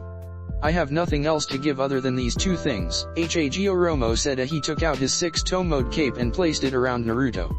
When he was finished, he picked up his staff and placed it on Naruto's hands. The staff is my greatest weapon and the one that I wielded in my fight against the Juobi, Hagoromo said as Naruto grasped the staff tightly. Naruto hit the staff on the ground and watched as the ground shook and several ripples appeared on the WATE. Did you never found it strange that Bojutsu was the first art you learned and yet you mastered it so quickly and at such young age? Hagoromo questioned as he watched Naruto do some experimental swings with his new weapon. With a single swing, powerful gusts of wind erupted from it, another swing and a cloud of fire rose from it. And the cape? Naruto asked, curious, while Hagoromo just grinned. It makes you look badass, Hagoromo said while Naruto and Kurama's sweat dropped. I'm leaving, Hagoromo said as his whole body started becoming transparent. The world is in your hands now, it's my legacy to you, Hagoromo said as he exploded into shining particles of light. Let's go change the world into a better place, Kurama, Naruto said, and Kurama nodded, taking Naruto from this plane and back to his own world. Hashtag back in the real world. Hashtag only a few seconds had passed since Naruto had fallen unconscious on the ground, and the whole compound was a riot. Hinata and Tsunade were all over Naruto trying to diagnose just what happened. Minato and Tobirama were scanning Naruto's seal, any possible malfunction or possible overload of him having the whole Kyuubi. And that was when it happened. Naruto suddenly opened his eyes to reveal his Rinnegan glowing in a silver color. As his eyes opened, a small shockwave was released, sending everyone tumbling backwards. Naruto smiled as he started getting up. Everyone watched in shock as a white cape started manifesting itself all around Naruto.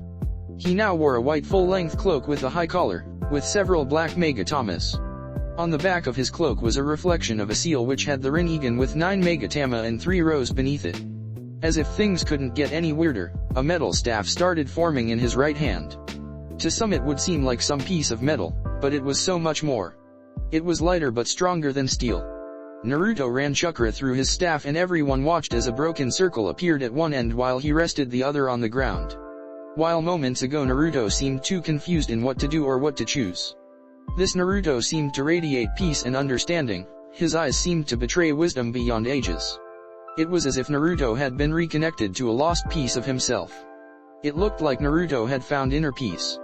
So Naruto said, breaking everyone from their trance, "You won't believe who I just met," Naruto said, grinning. And Naruto Minato stuttered as he looked towards his son. "Where did you get that staff?" Minato asked in shock. There wasn't much information regarding the Sage of the Six Paths, but anyone shinobi worth his salt would at least know the legend that created chakra. "I met him, Hag Oromo at Satsuki," Naruto said while everyone looked at Naruto in confusion.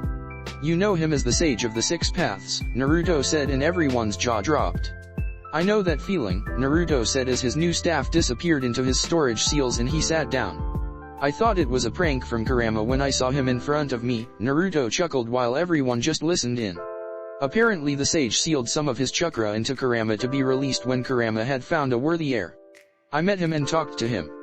He advised and gave me his staff as a gift," Naruto said and everyone slowly nodded like some robots in Sin. "We will strike at night. No survivors," Naruto simply said and Hashirama had eyes widened at Naruto's choice. "I won't be a part of this, sorry," Hashirama said as he walked out of the room, making everyone sigh. "Let's gear up and prepare," Tobirama said and the remaining dragons nodded. "Don't get caught and come out clean," Tsunade warned. "I don't want the daimyo of the Fang country breathing down on my neck for attacking his land," Tsunade said and everyone nodded. "What about Miko-chan?" Kushina said sadly. "She was like a sister to me and I know that she would never go along with this," Kushina said and now chuckled sadly. "Mikoto is a submissive and broken woman," now began and Kushina focused on her. "Did you know she has the Mangekyo because she betrayed you?" now said and Kushina was shocked. "Betrayed me?" Kushina asked confused. "But she never did anything to hurt me in any way whatsoever," Kushina explained. "I know how," Minato replied sighing. "Now that I know that Tobi is Fugaku everything is clear to me." "Mikoto told Fugaku where you would be delivering Naruto," Minato said and Kushina was shocked but she knew that it was true. Kushina had only told Mikoto, her sister, and most trusted friend. Mikoto was responsible for the attack on Konoha. Only I, Hiruzen and his wife, and a select few of Umbu knew of your location at that time, Minato said and Kushina sighed wondering how Mikoto could betray her like that. "I guess I will find out what happened tonight," Kushina said and Minato nodded. "Send word to Jiraiya about our plans," Tsunade said and Minato nodded, placing a scroll on the toad and watched him dispel in smoke. Hashtag at night, mountains graveyard hashtag it was a surprisingly clear night. There were no clouds making a perfect starry sky in the Fang country. It was also a full moon, shining brightly high in the sky, illuminating the grounds. Outside of the Uchiha's hideout was complete silence. There was no wind or any type of animals. It was the quiet before the storm. Naruto was sitting on the edge of the walls that led down into the crater where the hideout stood. Behind stood all the dragons with the exception of Hashirama who chose not to participate in this. Naruto's hair swayed in the wind as the moon shone in the sky. To anyone else it would look like a terrifying picture, Naruto sitting down with masked shinobi behind him. "About time you arrived, Ero Sennin," Naruto said as Jiraiya arrived near them in a shushin. "I was far away already. I didn't want to stick around while I waited for decision on what to do," Jiraiya explained and Naruto nodded, rising up. Byakugan Hinata shouted as her eyes flared to life and several bulges appear around her eyes. Hinata sat down as she concentrated slowly on expanding her range so she could gaze inside the hideout. This hideout is massive. There are hundreds of chambers, hallways extending for miles, Hinata explained. "But there is only one exit, right?" Naruto asked and Hinata nodded confirming. "What about their numbers?" Naruto asked, wanting to know if the Uchihas were all present. 342, Hinata answered and Naruto nodded. "It's slightly below their numbers when the clan was supposedly slaughtered a decade ago. According to now's intel they have at least 5 members capable of using Susanoo." She didn't know anything about the others' powers because they kept to themselves, Naruto mused to himself. I'm going in, Naruto said, and everyone nodded and went to do their part of the plan. Naruto's part was to infiltrate the hideout. Naruto took a deep breath as he restrained his chakra levels to their lowest level, and with his level of control, only a skilled sensor would be able to pick him up. Naruto jumped down and quickly approached the main entrance. It was blocked by some gates, but Naruto could easily pass them with his Kamui. All clear, Hinata said through his intercom. Hinata would guide Naruto's movement through the base and warn him against possible enemies. Naruto nodded and phased through the door and into the hideout. Like Jiraiya had said many times, enemies never look up, so Naruto kept to the ceilings as he made his way through the hallways. The first junction is 20 meters upon your next left, Hinata said, and Naruto nodded, making his way towards the first strategic point in the hideout. Naruto focused and noticed that no one was around. He placed a hand on the ceiling and watched as kanji flowed from his hand, embedding itself on the wall, until disappearing completely from view. Naruto made a tiger seal and noticed as the seal slightly glowed before vanishing again. First seal in place, Naruto replied in a low voice, through the intercom. Naruto continued on his path, avoiding potential cluster sites and easily sneaking around any Uchihas that came around. It wasn't like they were expecting anyone sneaking in. Naruto phased through the ground beneath him and he came into another room. Naruto clung to the ceiling as he looked down to see some Uchiha resting on a couch. Naruto could feel that the Uchiha was still awake, although he was near the place where Naruto would need the next seal.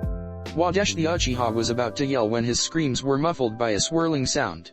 Naruto had used his Kamui and, in a blink of an eye, had sent the Uchiha into his dimension. On the outside, a clone of Naruto had taken the Uchiha out of his dimension and promptly dealt with him. Fifth seal and ready, Naruto said as the seal glowed and disappeared as well.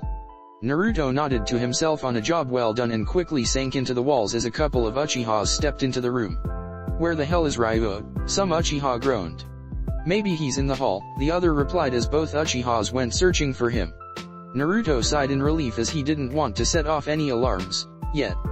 Naruto made his way towards the last place and cursed his luck as the last place was crawling with Uchihas. Naruto counted at least 20 since the last place seemed like some living room or social room. How the hell am I going to plant the seal? I can't warp them all at once, Naruto cursed to himself. The plan wouldn't work without every seal being placed in the right place. Henge, Naruto muttered to himself as he transformed himself into the Uchiha he had just killed a few moments ago. Naruto sank to the outside of the room and simply walked through the doors like some ordinary member. Naruto approached the wall and very discreetly applied the seal without anyone noticing. There you are, Ryu. Naruto heard someone calling and turned to see two Uchihas approaching. Are we still on for tonight? The Uchihas asked and Naruto cursed his luck. He had to run just into the people that were looking for him. Hinata-chan, tell my clone to read the Uchiha's mind I just sent, Naruto silently said through the intercom. Tonight. Ryu, Naruto said as he tilted his head to the side in confusion. Don't tell me you forgot, the Uchiha asked in disbelief. Naruto was wondering what else to say when he felt a rush of information. Oh right, the poker game, Ryu said, making both Uchihas chuckle. I hope you are ready to lose, Ryu smirked. Alright then. We will see you tonight at midnight, one Uchiha said as both of them walked off and Naruto sighed in relief.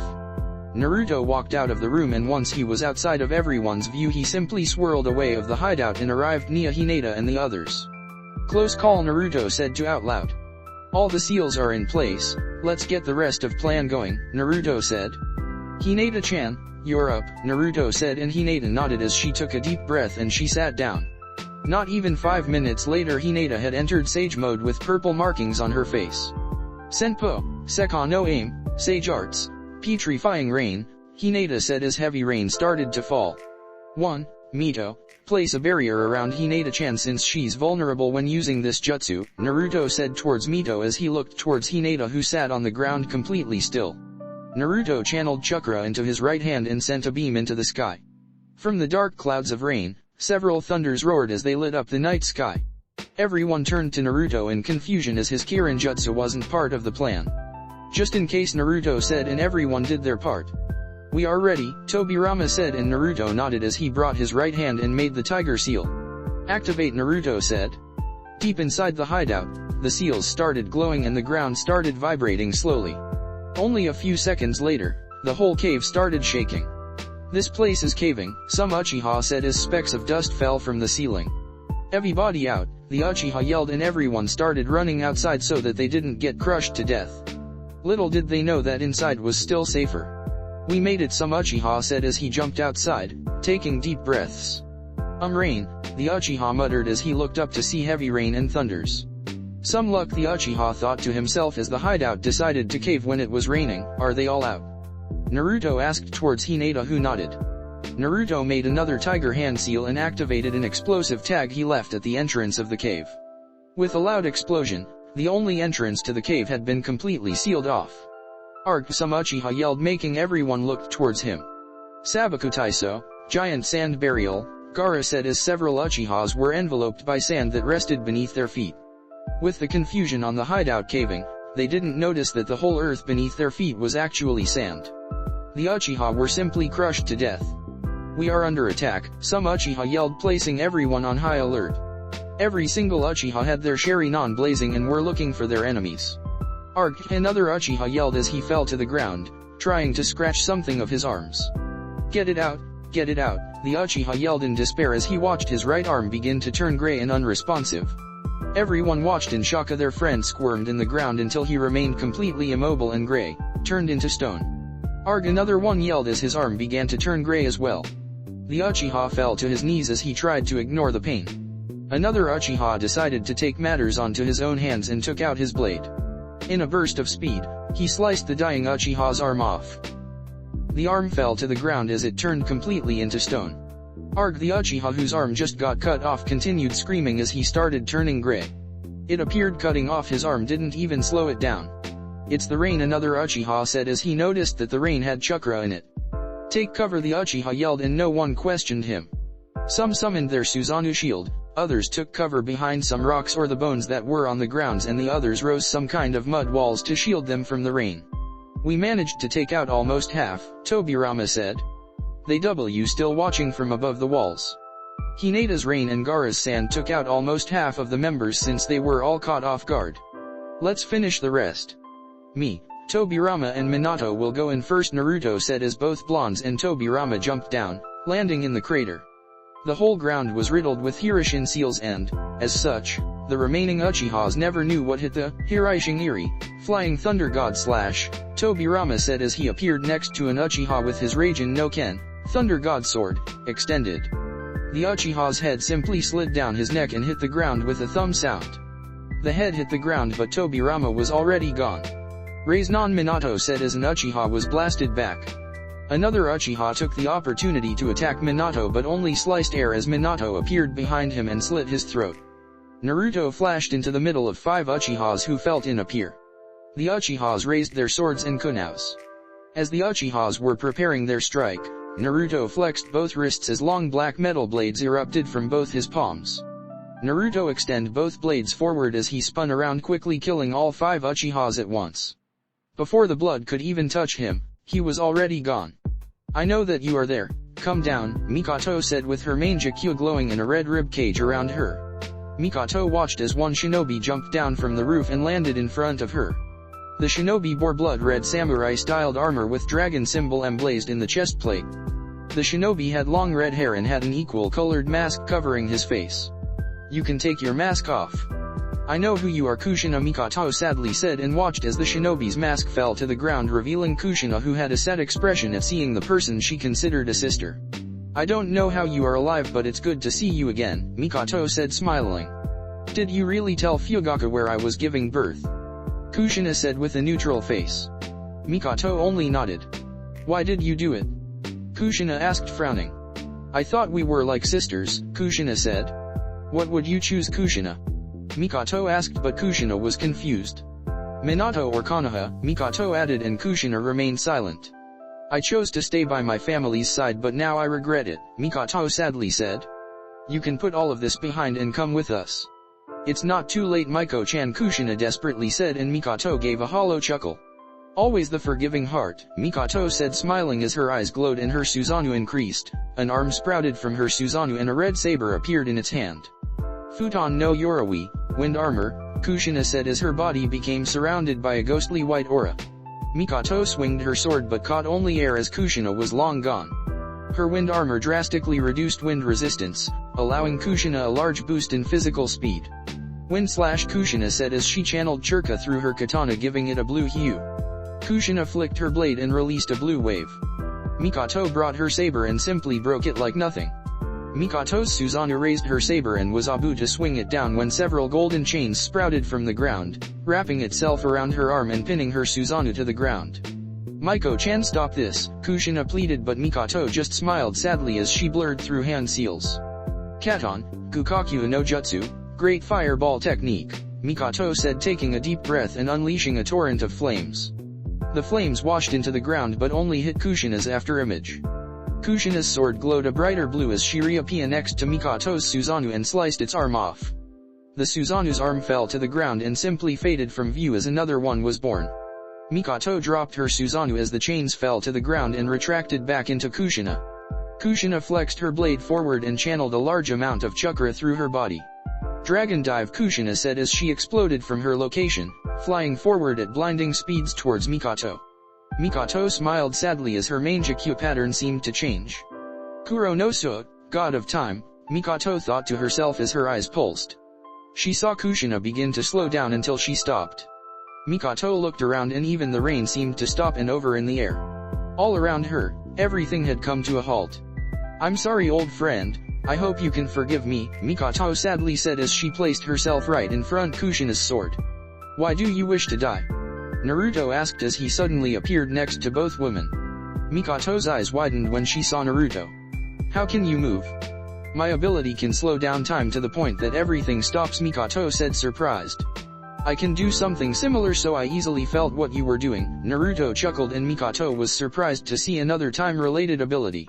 You didn't answer my question though, Naruto said, and Mikato lowered her head. I deserve it. After everything I did, all the lives that were lost because of me. I just want to lay it behind me and rest, Mikato said sadly, and Naruto nodded, allowing Mikato to make her own choices. Thank you, Mikato said as she stopped her jutsu and Kushina pierced Mikato's chest with her sword. And no, Kushina said in shock as she delivered a fatal blow to Mikato. She didn't understand what happened. One moment Mikato was far away from her, the other she was right at the tip of her blade. Why? Kushina asked, sobbing as her friend laid the death's gates. Cough. It was my choice, Kushina-chan, Mikato said, smiling as a trail of blood ran down from her mouth. Do you forgive me? Mikato barely managed to get out. She could feel her life slipping away. Of course I do, Miko-chan, Kushina said, and Mikato let out her last breath. Kushina lowered her body's friend to the ground and looked at Mikato, who had a gentle smile in her face. Naruto, Kushina screamed, and in a flash Naruto was by her side. What happened? Naruto asked, fainting confusion. Bring her back, Kushina said as tears ran down her face. No, Naruto simply replied, closing his eyes. As much as it hurt him to see his mother in tears, he wouldn't change Mikato's choices. What? Kushina roared, getting up and standing at Naruto's level. Bring her back, Kushina ordered, but Naruto remained still. Kushina jumped towards Naruto in rage, who simply held her as she weakly punched his chest. Please bring her back, Kushina pleaded, and Naruto shut his eyes to stop tears from coming out. I know it's hard, but she chose this fate. Accept it and honor her memory, Naruto said, and simply held Kushina as she cried openly. A few minutes later Kushina had calmed down and both son and mother split. Feeling better? Naruto asked with a smile while Kushina just stared at Mikato's dead form. It's done, Tobirama said as he arrived near Naruto. He looked around to see that the Uchiha clan had been decimated. What about the bodies? Tobirama asked. If your opponent is of a choleric temper, seek to irritate him, Naruto said, and Tobirama raised an eyebrow. Leave them behind as a message to Fugaku, Naruto said, and Tobirama shrugged his shoulders. He couldn't care less. No, Kushina softly said. I want to bring Miko-chan with me and give her a proper burial, Kushina said, and Naruto nodded, smiling as he tossed Kushina a sealing scroll. The Uchiha clan, one of the strongest clans in the whole elemental nations, one of the founding clans of Konoha, possessing of hundreds of members and bearer of the Sharingan bloodline, had been massacred in a few minutes. Hokage's office #, what a beautiful day, Tsunade murmured to herself as she began her daily work in the office. She had Jiraiya back in town for the next foreseeable weeks. The Uchiha clan strike had no repercussions whatsoever, and it was a sunny day to end it all. If not for the amount of paperwork already standing in front of her, it would have been one perfect day. Tsunade-sama, Shizune said, making Tsunade raise her head. You have a message from Kumo, Shizune said, and Tsunade raised an eyebrow. Interesting, Tsunade thought to herself, chuckling as she read the letter. I shouldn't be surprised in the end. It's been almost 20 years since the Third Great War ended. Crumble. Tsunade hummed in confusion as she saw small specks of dust fall from the ceiling. She started feeling some vibrations and looked at her cup to see some ripples in her morning sake. Suddenly, her office started shaking to the point she had to secure herself with chakra to avoid falling from the chair. What the hell? Tsunade asked to no one in her confusion. Konoha wasn't in any active fault line, so why would an earthquake appear all of a sudden? Tsunade quickly ran to her window and was met with shock when she gazed at the horizon. A swirling black sphere appeared on the horizon, drawing everything to it. The wind, trees, and even clouds seemed to shift and spiral around it. Hokkaiage Sayama some Chunin burst through the door yelling at his leader, but she was already gone. Are they going all out? Tsunade thought to herself as he ran towards the training ground. She had to put an end to it, and fast. ## moments earlier, training ground 0 ## clang. Clang. Sounds of metal clashing with other metal rang through the battlegrounds. In the middle of the training ground 0, two shinobi were clashing with unprecedented fierceness. Neither one willing to forfeit or back down. The training ground 0, one of the most recluses of the training grounds, reserved only for high-level training and clashes, whose access was granted only by the Hokage's direct order. Senpo, Sage Arts, Hashirama started, and green marks started appearing on his face. The marks formed a loop around his eyes going into his cheeks, and they had two concentric circles on his forehead. Hashirama's eyes turned to golden ones and F like they were radiating power. Mokuton Hihutsu, Hashirama said as he did the snake hand seal, and the ground started shaking. Hashirama looked towards Naruto, who was also building up chakra for his own jutsu. Jukai Koten, nativity of world trees, Hashirama shouted and flexed his arms forward, making trees burst from the ground. Hundreds upon hundreds of trees suddenly popped from the ground and started heading towards Naruto, destroying everything their path. Anton, Inferno style, Naruto said as he pumped his lungs with air and his Manjikyu started glowing. Goku Mekyaku, Great Fire Annihilation, Naruto said, unleashing a gigantic-sized wave of black flames upon the incoming wooden barrage.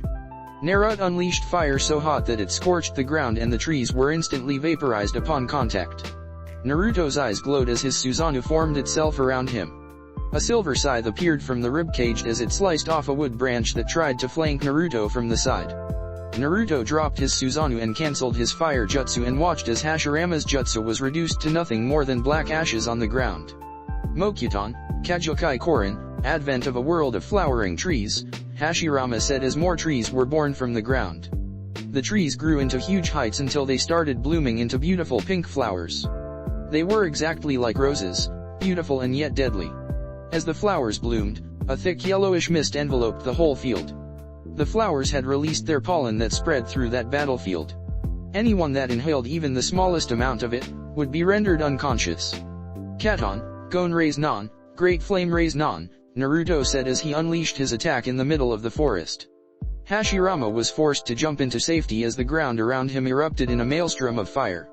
A tornado of fire raged in the train grounds, unleashing scorching winds and vaporizing everything around it. Hashirama had sweat rolling down his face due to the heat being unleashed, but Naruto didn't seem to be affected by his own creations as he stood in the middle of it, enjoying th inferno he had unleashed. Aren't they going a bit too far? Now asked, gulping as she watched a friendly spar between Senju Naruto and Senju Hashirama. Tobirama, Minato, Kushina, Mito, Hinata, Itake, and now we're all watching the clash of both powerhouses safely behind a barrier. Although if the battle were to escalate, not even the barrier could stand in their way. Well, Tobirama started, bringing his hand to his chin. Hashirama is pissed about Naruto's choice to eliminate the Uchiha clan, Tobirama said and attack aside. Yasaka no Megatama, Naruto said as his Susanoo evolved from the base rib cage and into a more built form, a form worthy of a warrior. Several ethereal beads formed between the Susanoo's arms and were hurled towards Hashirama in high speeds. Mokuton, Hobi no Jutsu, Wood Expulsion, Hashirama said as a dragon-faced dome rose from the ground around him. Hashirama's wooden dome creaked as the beads dug themselves within the wood. Even thought they were thrown with impressive speed, Hashirama's jutsu managed to block them.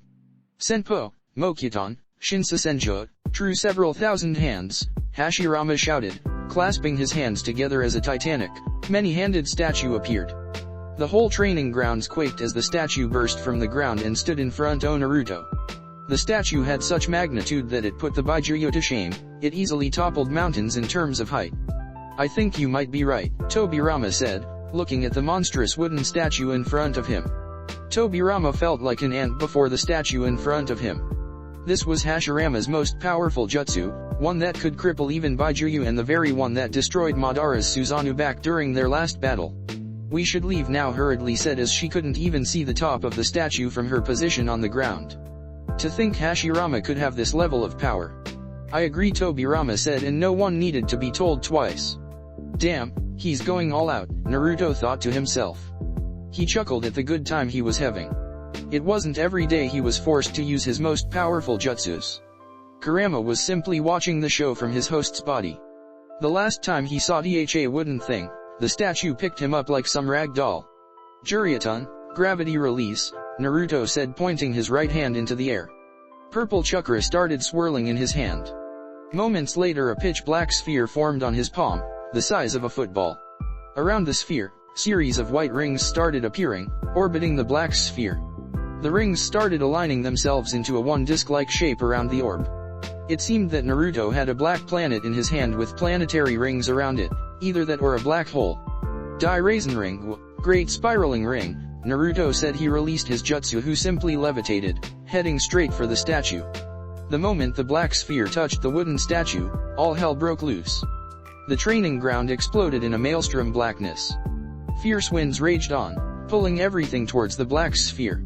Piece by piece, Hashirama's wooden statue started disintegrating and was simply absorbed into the black hole.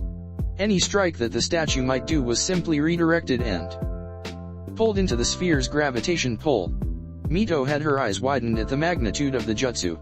She gawked as the barrier in front of her seemed to stretch towards the black hole. Not even 1 second later, the barrier fell as the black tornado raged on in the battlegrounds. Trees were uprooted and huge chunks of earth were simply turned to dust to the gravity pull of the jutsu, even the clouds swirled towards the epicenter of the jutsu. Every single spectator was hanging for dear life. They bolted away the moment they saw Naruto started their jutsu and, even thought they were almost a mile away, they could still feel the pull. The jutsu started expanding and quickly growing in size, eating away the terrain. Suddenly, just like it had begun, the black vortex imploded and disappeared completely. Every spectator breathed down in relief as they regained their bearings and started approaching the battlefield. Someone had to tell those two to stop the battle or they might accidentally level Konoha. If not for the barrier, a good chunk of Konoha might already be gone. You unbelievable, now stuttered in shock at the devastation lying in front of her. The wooden statue was nowhere to be seen and the once green battleground was now nothing more than a crater, 100 meters deep.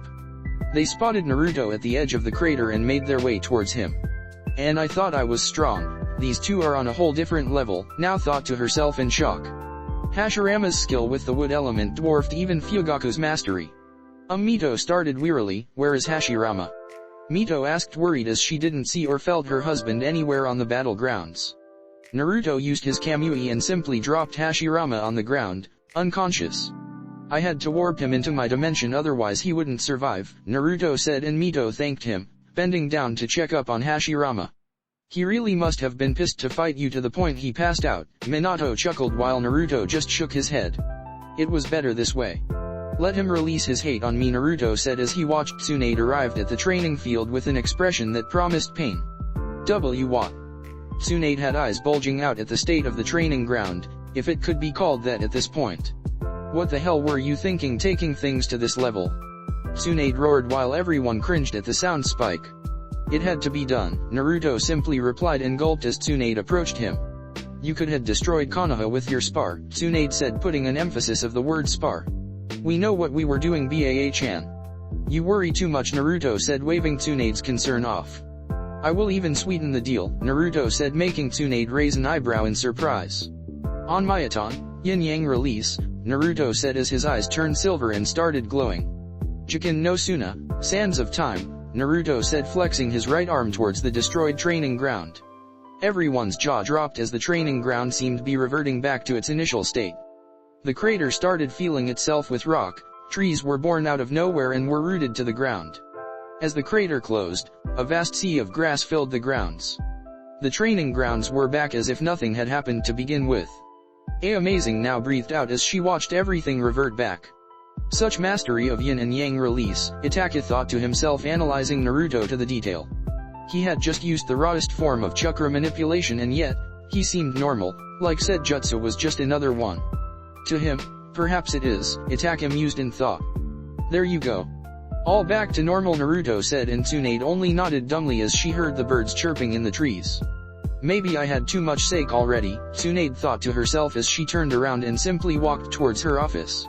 That must be it, Tsunade thought, confirming her beliefs. What about him? Tobirama asked, pointing towards his passed-out brother, lying on the floor. He's just unconscious. I will take him home and let him cool off, Mito said, holstering her husband and disappearing in a shunshin. Later that day every Konoha's civilian was running like wild chickens when they saw that huge black tornado rise on the horizon, but still close to the village. They thought another Baijuya was about to attack their home once again. Everyone breathed in relief when the black thing disappeared and everything returned to normal. Say, can we talk? Now asked as she approached Hinata. Everyone was gathered around in the Senju compound. Hinata rose an eyebrow in interest when she saw Uchiha now approaching. Things had been a little rocky between the two ever since now started living there as well. Sure, Hinata replied, not really sure what else to say. Hinata watched as now nervously approached and sat beside her. Now fidgeted with her fingers, not sure where to begin. Both of them just sat down in awkward silence. Sorry, now said just above a whisper. Now didn't know why she couldn't apologize to Hinata.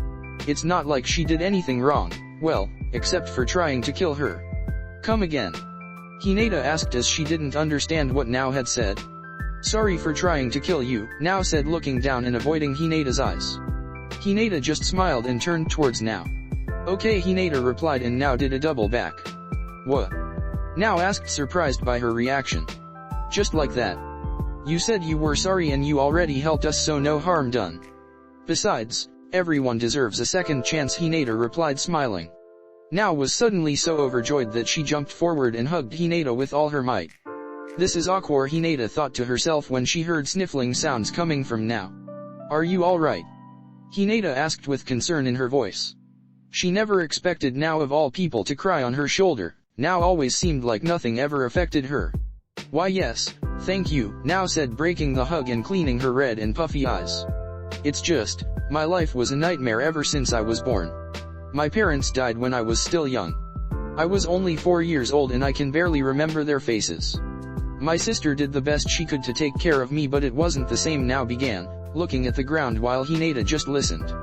I didn't want to let them down and I just trained and trained to be the best, to make them proud. I never had any friends at the academy since I was so engrossed on being a shinobi. The only kid that would even come close to me was Itachi-kun. I was overjoyed when we both graduated from the academy at the same time and got into the same team together, Now said, smiling fondly at her memories. We both belonged to the Uchiha clan, but I only met him at the academy. He was the son of the clan head and I was just another random Uchiha. I walked through the compound's walls and I felt like I was invisible to everyone else. No one seemed to care about me. Yet, Itachi treated me like a normal person. Those 3 years were the best I ever had. I finally had a friend in Itachi. He always kept to himself, but I managed to get a few smiles from him from time to time, Now said, and Hinata chuckled softly. We grew like friends and rivals at the same time. We both wanted to grow strong and we pushed each other, sparring almost daily. Eventually we took the Chunin exams together and we both aced it. The bastard managed to win against me in the last round, thought I left him with a few good bruises, Now said, pouting softly. Then everything went downside again. Itachi was recruited into Umbu 6 months later and I was left all alone again. My sister was often on long-term missions and I did what I did best. I drowned myself in training once again. The years went by and eventually I was promoted to Jounin. Sometimes I caught glimpses of Itachi at the compound, but for some reason he always disappeared, like he wanted to push me away. I only understood why he did it when Fugaku told us the plan of escape Konoha. Itachi had been keeping his distance from me so he could more easily do his mission. Every member of the clan was replaced by a clone and I watched as Itachi slaughtered everyone. He was branded as a traitor and left Konoha to live as a missing shinobi. I could clearly see the pain he was in when he finished his deed. I wanted to find him and tell him that he didn't kill anyone, but Fugaku never let me. Just 2 years after we left Konoha, my sister died and I was left completely alone. Even worse is we were in the middle of the civil war in Kiri. A war that Fugaku himself had started to weaken the Mist Village. I was alone for years. Going on missions after missions, coming home exhausted only to fall asleep immediately. The next day, another mission would be ready for me to take. I kept doing missions and I grew stronger as my eyes developed, awakening new powers. Until I was given that mission in Kiri where I met you now, said sighing. It was just another mission for me. One of so many I had already did before. But I lost, now chuckled. That was my wake-up call. You opened my eyes and I began training once again in the hopes we would meet again and I could repay the favor. After the whole Kiri fiasco, the Uchiha clan was forced out of Kiri with the rebels taking control over the village. We were relocated and a few weeks later I was given another mission. To blow up Konoha's academy and kill everyone inside, now said, and Hina gasped. I did come to Konoha to do the mission, now said, and Hinata was shocked that now would even consider such thing. We even crossed paths in the middle of the street, now chuckled slowly, and Hinata remembered that event when she had felt some familiar chakra. I infiltrated the academy and was walking through the halls when I heard someone named Irika giving a lecture on the High no Ishi, Will of Fire, now said, and Hinata chuckled inwardly. Of course it had to be Irika lecturing the Will of Fire. He said that everyone in Konoha was like a big family. Everyone took care and protected each other. I wanted to believe in that so much since I never had nothing like that after my parents died. I chose not to complete the mission and returned to give Fugaku the news. It was then that I learned that it was him that killed my sister, now said, gritting her teeth. I thought my sister died when we swapped eyes and I blamed myself for it. I want a power so much that I forced my sister to trade eyes and she paid the price. But it was Fugaku all along. He killed her because she wouldn't follow his orders anymore. I got so mad. Fugaku had taken the last person I had in my life. I fought him to avenge my sister, but I was defeated and left to die. But Itachi of all people found me and brought me here, to my new home, now said, smiling. I just don't want to be alone anymore, now said, and Hinata quickly hugged her again. We are not alone anymore now, Chan, Hinata said as Nao's eyes began watering again.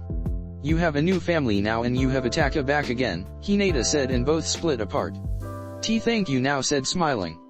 Now gave her a real smile, like she hadn't smiled like that in years. Say, Hinata began and now focused on her. Have you confessed to Itachi yet? Hinata asked and now blushed, looking away.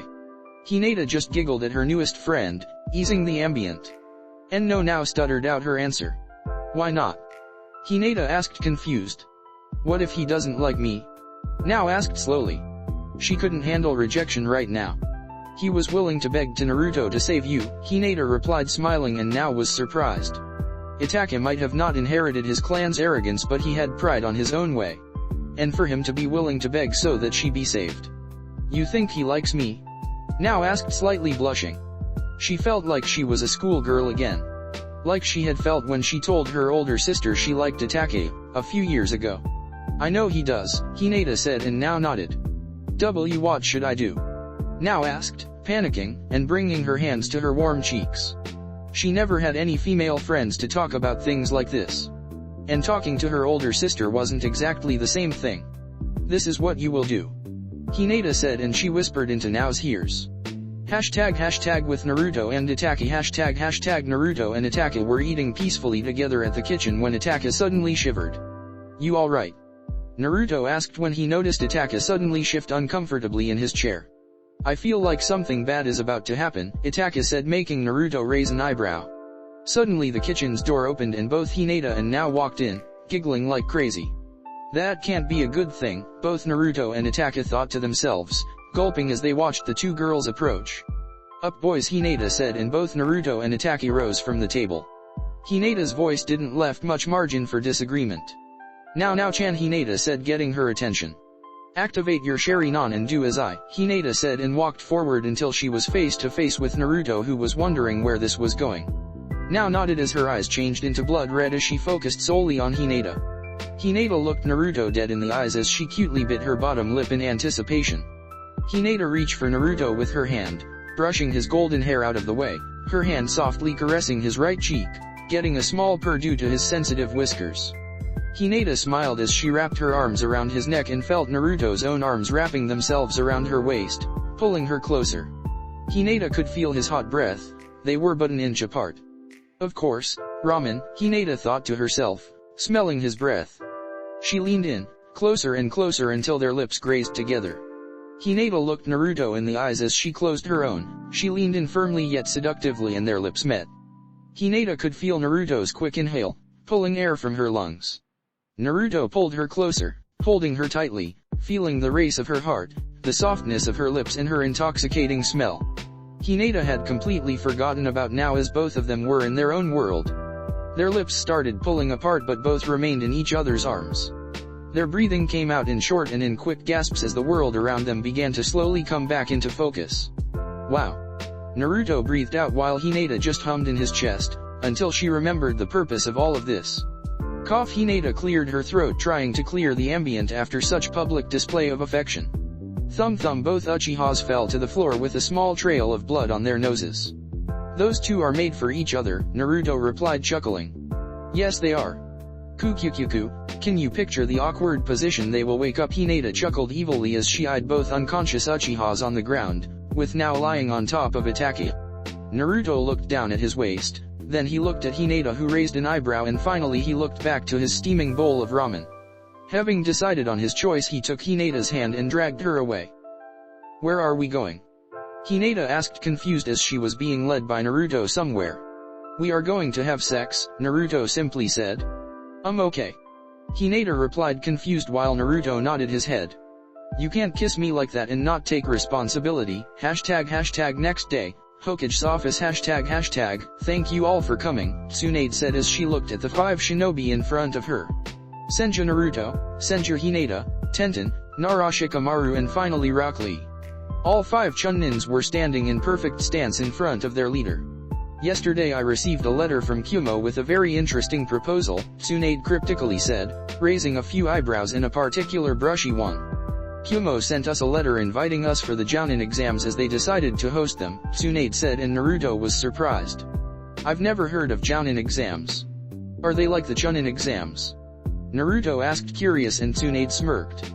The Jounin exams is a very special event, even more than the Chunin exams. The Jounin exams are only hosted once in every 5 years and only when there have been long times of peace, Tsunade informed and Naruto nodded his head. It's been almost 20 years since the end of the Third Great Ninja War and Kumo decided to host this event and sent us a letter inviting us. While these exams might seem like any others, I assure they are not. Only the strongest of the Chunins are sent into these exams. The contestants are the strongest and most influential of each village and most likely, they will occupy positions of power later on, Tsunade explained and everyone nodded, convinced to do their best in the exams. Suits you well, Naruto, Tenten began drawing Naruto's attention to her. You were always the one shouting about becoming Hokage, maybe, Naruto replied and everyone did a double take. Maybe? Hinata asked in disbelief. You gave up on being Hokage? Hinata asked shocked. She never even suspected such thing. Not gave up per se, I just realized the truth, Naruto began and everyone listened. At first I wanted to be Hokage so that everyone would acknowledge me, but I already have that. Then I wanted to be Hokage to protect the whole village and I realized the truth when I went to the mist. I don't need to be Hokage to protect everyone I care for, being Hokage is just a bonus really. I have everything I need right now. I'm respected and acknowledged, I have friends, family, and my beautiful wife, Naruto said and everyone just stared at him. What happened to the blonde loudmouth that always shouted about being Hokage back at the academy? What do you know? The brat is growing up, Tsunade smiled to herself. Hinata smiled since she felt the exact same way. After being expelled from her clan she gained her mother back, a new family, and now she had her husband. My husband, Hinata thought to herself, giggling in her mind and bringing her hands to her cheeks in her mind. Anyway, I chose 2 3-man teams. First team will be Tenten, Rock Lee and Narushikamaru, and the last team with Senju Naruto, Senju Hinata, and a third member who will be arriving shortly, Tsunade explained. YOSH, I shall show Kumo the flames of youth, Lee suddenly shouted with fire burning in his eyes. Naruto-kun, I challenge you, Lee roared, pumping his fists and making Naruto take a step back. How about, no, Naruto said. Damn you, Naruto-kun, and your hip ways, Lee said, crying anime tears. Everyone just chuckled at their antics. Troublesome, Shikamaru muttered beneath his breath. So our third member is Shino-kun? Hinata asked, but Tsunade shook her head in denial. I offered him the chance to participate and bring back Team 8, but he's busy with his clan, Tsunade said, and Hinata nodded. It was a shame, it had been a while since she has seen Shino. Only us? Naruto rhetorically asked. I thought more of our age group would want to participate, Naruto said in retrospect. Niji is already a jounin, so he was already out. Tamari, Kankuro, and Ino became full-time apprentices under Enko and Ibiki in the interrogation and torture department. Gaara said something about working with few and their bijos. Chuji, Kiba, and Shino were busy with their clans. You were all that remained, Tsunade explained, putting down the sheets. Don't worry, Baa-chan. We will kick some ass, Naruto said, giving her a thumbs up and making her shake her head. Shikamaru, Tenten, Lee, you are dismissed. Naru-chan and Hinata-chan, you stay and wait for the third member, Tsunade said, making Naruto glare at her. He could hear Tenten giggling all the way out at Naruto's nickname. When Naruto was alone in the office with Tsunade and Hinata, he turned to his grandmother. You have any more intel on the Akatsuki movements? Naruto asked. He felt the Umbu's chakra signature and they were ones he trusted. Jiraiya has his spy network after their members, but they are hard to track down. They are all S-rank shinobi, you know. Tsunade asked, and Naruto nodded, sighing. They already have 5 of the 9 bijos.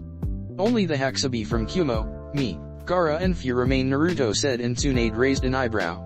How do you know that? Tsunade asked, curious. I'm connected to the statue and I can feel their chakra inside it. I would summon the statue and release them, but I want to destroy their Rinnegan first, Naruto explained, and Tsunade nodded. They will have to wait, Tsunade said, until she remembered something. About your new teammate, Tsunade began getting the attention of both Naruto and Hinata. Keep an eye on him, Tsunade advised, and both of them were surprised by such expression. Why? Naruto wondered. He's from Root. He was appointed by Danzo to, and I quote, protect the Senjuer and Kyuabijin hierarchy at all costs, Tsunade said. Interesting, Naruto hummed, scratching his chin. Danzo knows I can handle myself, Naruto said. I wonder what you are up to now, Naruto added, thinking about the one-eyed mummy. Knock knock, enter, Tsunade said, raising from her chair as the door opened. Both Naruto and Hinata turned around to see what would be the third member of their team to the Jounin exams. He had short, black hair, and black eyes which contrast with his very pale skin. He carried a small backpack with his brush, scrolls, and ninja ink in it. He wore a short black jacket with red straps. He also carried a tipless tanto on his back. The rest of H outfit consisted of a high-collared midriff shirt, black pants, shinobi sandals, and gloves with his index and thumb fingers exposed, most likely to facilitate the use of his drawing-based techniques. Welcome, Sai, Tsunade said, greeting the newcomer and approaching him. This is my grandson Naru-chan and my apprentice Hinata-chan. Tsunade and Naruto's eyes twitched at his name once again. It seemed that he would live with him to the rest of his life. Sai walked in with a neutral face, without a care in the world. Hokage-sama, Senju-sama, Hinata-sama, Sai said, slightly bowing his head. Nothing of that, Sai-kun. Hinata waved off the formal greetings, getting a smile from the boy. Pleasure to meet you, Sai said, shaking Hinata's open hand. Ugly, everything froze after that comment. Even the hand-shaking motion came to a halt as everyone blinked to try and come up with another possible and logic word that might have been mistaken for. In the end, no one thought of any plausible alternative, and Hinata immediately retracted his hand. On second thought, Hinata-sama seems good, Hinata replied with her eyes twitching, while Naruto on the other hand was trying to suppress a laugh, much to her irritation. You're lucky she isn't violent, otherwise you would already be buried, Naruto thought to himself, chuckling. And of course the Senjuer. A pleasure, Sai said, shaking Naruto's hand as well. Dickless, now Hinata wasn't violent, but Naruto did have short fuse. Naruto's eyes twitched as his Sharingan almost came to life. Sai, Tsunade called, making him turn and give her the same smile. Do you want to die? Tsunade rhetorically asked. Because that how you die, Tsunade said, nodding her head while Hinata held Naruto back from frying Sai. Now that the introductions are over, Tsunade said, chuckling weakly, with Naruto and Hinata giving Sai side looks. The exams are in 2 weeks. I will have blue and green as your Jounin senseis to the exams, Tsunade said, and threw Naruto a knowing look. With the Akatsuki out there, a wandering Jinhiriki was like a free piece of meat. Although Naruto could take care of himself. Rendezvous tomorrow at dawn, Tsunade said, and everyone left. Tsunade sat down at her desk and went to pick up her cup of sake when the cup suddenly cracked. I have a bad feeling about all this, Tsunade thought to herself, gulping down the sake and burying down her superstitions. Hashtag next day, Konoha's gates hashtag, are you all ready?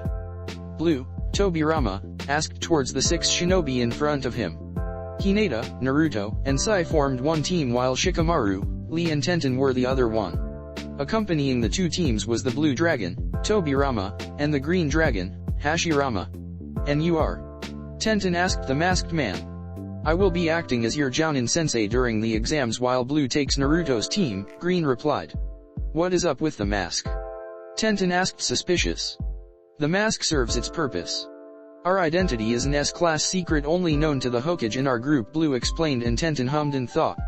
I heard about the dragons of Konoha. They are supposed to be this elite group that takes only the most dangerous and difficult missions for our village. They report only to the Hokage, Tenten said. Troublesome, just ask Naruto. He's the leader of the group and one of the highest ranking officers in the village, even higher than the Umbu commander. Shikamaru explained, making Tenten eyes pop in surprise. Her neck snapped towards Naruto so fast that it nearly broke. Is he serious? Tenten asked, pointing towards Naruto with her arms shaking. He is, Naruto simply replied. Naruto flexed his arms around his silver armor. On his back was his trusted fan, and on his Kamui dimension, his staff. On his wrists, several storage seals with kunais, shuriken, the works. In fact, both Naruto and Hinata were in their standard dragon uniform. You may say that they grew attached to it as it provides so much more armor than regular chainmail. So, who is Blue? Tenten asked. Sorry Tenten, S-class secret, Naruto replied, and Tenten pouted. Whistle. Blue placed 2 fingers on his mouth and took a deep breath. Blue unleashed a loud whistle that rang across the gates of Konoha and high into the skies. Rarfor's dragons suddenly dropped from the cloud banks and plummeted towards the ground in neck-breaking speeds. As they arrived near the ground, they flapped their wings, creating a cloud of dust and blocking everyone's view. They landed on their respective owners' shoulders. You called? Blue Dragon asked. Tenten's jaw dropped at the creature standing on his shoulder. Blue's scales and eyes were the color of sapphires, an intense blue that refracted the light.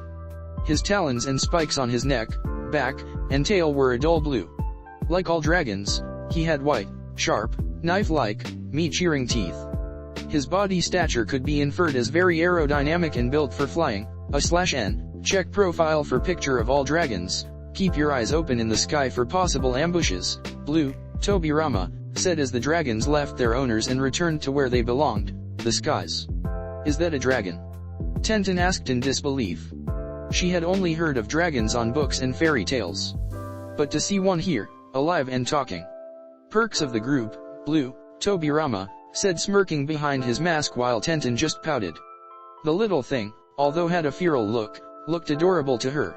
Let's get on with this, shall we? Green Hashirama grumbled as everyone nodded and left the gates, walking towards Kumo, where the Jounin exams would take place. Danzo-sama will want to know about this, Sai thought to himself, watching the dragons disappear in the sky. Hashtag middle of the road hashtag, still grumpy about it. Naruto asked towards Green, who remained silent, making Naruto sigh towards him. He didn't know what else to do. Sure, Hashirama was angry at Naruto's decision to wipe out the Uchiha clan, but he should have understood. I don't understand why you had to wipe out the whole clan, Green said, looking at the sky. I wasn't even a battle to begin with, it was a slaughter. Maybe you are too blind to see it, Blue Tobirama said, making Green Hashirama turn towards his younger brother. You grew up with Madara as a brother of sorts. Maybe you are too close to his clan to make the right calls, and we both know that it cost us back in the days, Blue said while Green sighed. Madara. Shikamaru thought to himself, now paying attention to the conversation. Both Naruto and Hinata caught Tobirama's reference to Madara but let it slip as no one seemed to take note of it with the exception of Shikamaru, which opened a single eye. You are too soft, brother, Blue said, sighing. Why are you so against it? You want peace, don't you? Naruto asked in a serious voice. Naruto knew how much Hashirama had struggled to find peace, and yet he wasn't able to make sacrifices. But not at the cost of lives, Green replied. And that is why you never reached it, Naruto simply answered. That's cold, Green said, but Naruto disagreed. Realistic Naruto countered. There is only one answer to peace and some can't be in the new world, Naruto explained while Green sighed. He's right, you know. Shikamaru rhetorically asked and everyone turned towards him, surprised to see him talk of all people. Troublesome, one bad seed can wreck a whole crop, Shikamaru yawned as he began cloud watching again. I'll refrain from judging until later on, Green said. So we are good? Naruto asked and Green nodded making Naruto grin. I still want a dragon, Tenten pouted making Naruto chuckle. Hashtag Kyumigakuer hashtag Kyumigakuer, the hidden village of the lightning country, founded by the very first Raikage. The village is located in a range of tall mountains, and is literally hidden in the clouds. The Raikage works in a large blue structure built into the tallest mountain. The mountains provide a natural defense against any incursion as their shinobi have higher ground. This place hasn't changed one bit, Green said as he looked around the village. The village's structure was exactly how he remembered it. You speak as someone who hasn't come here in many years, yet you don't seem that old, Shikamaru lazily pointed out. Stop overanalyzing every word I say, it's freaking me out, Green said annoyed by the Nara's behavior.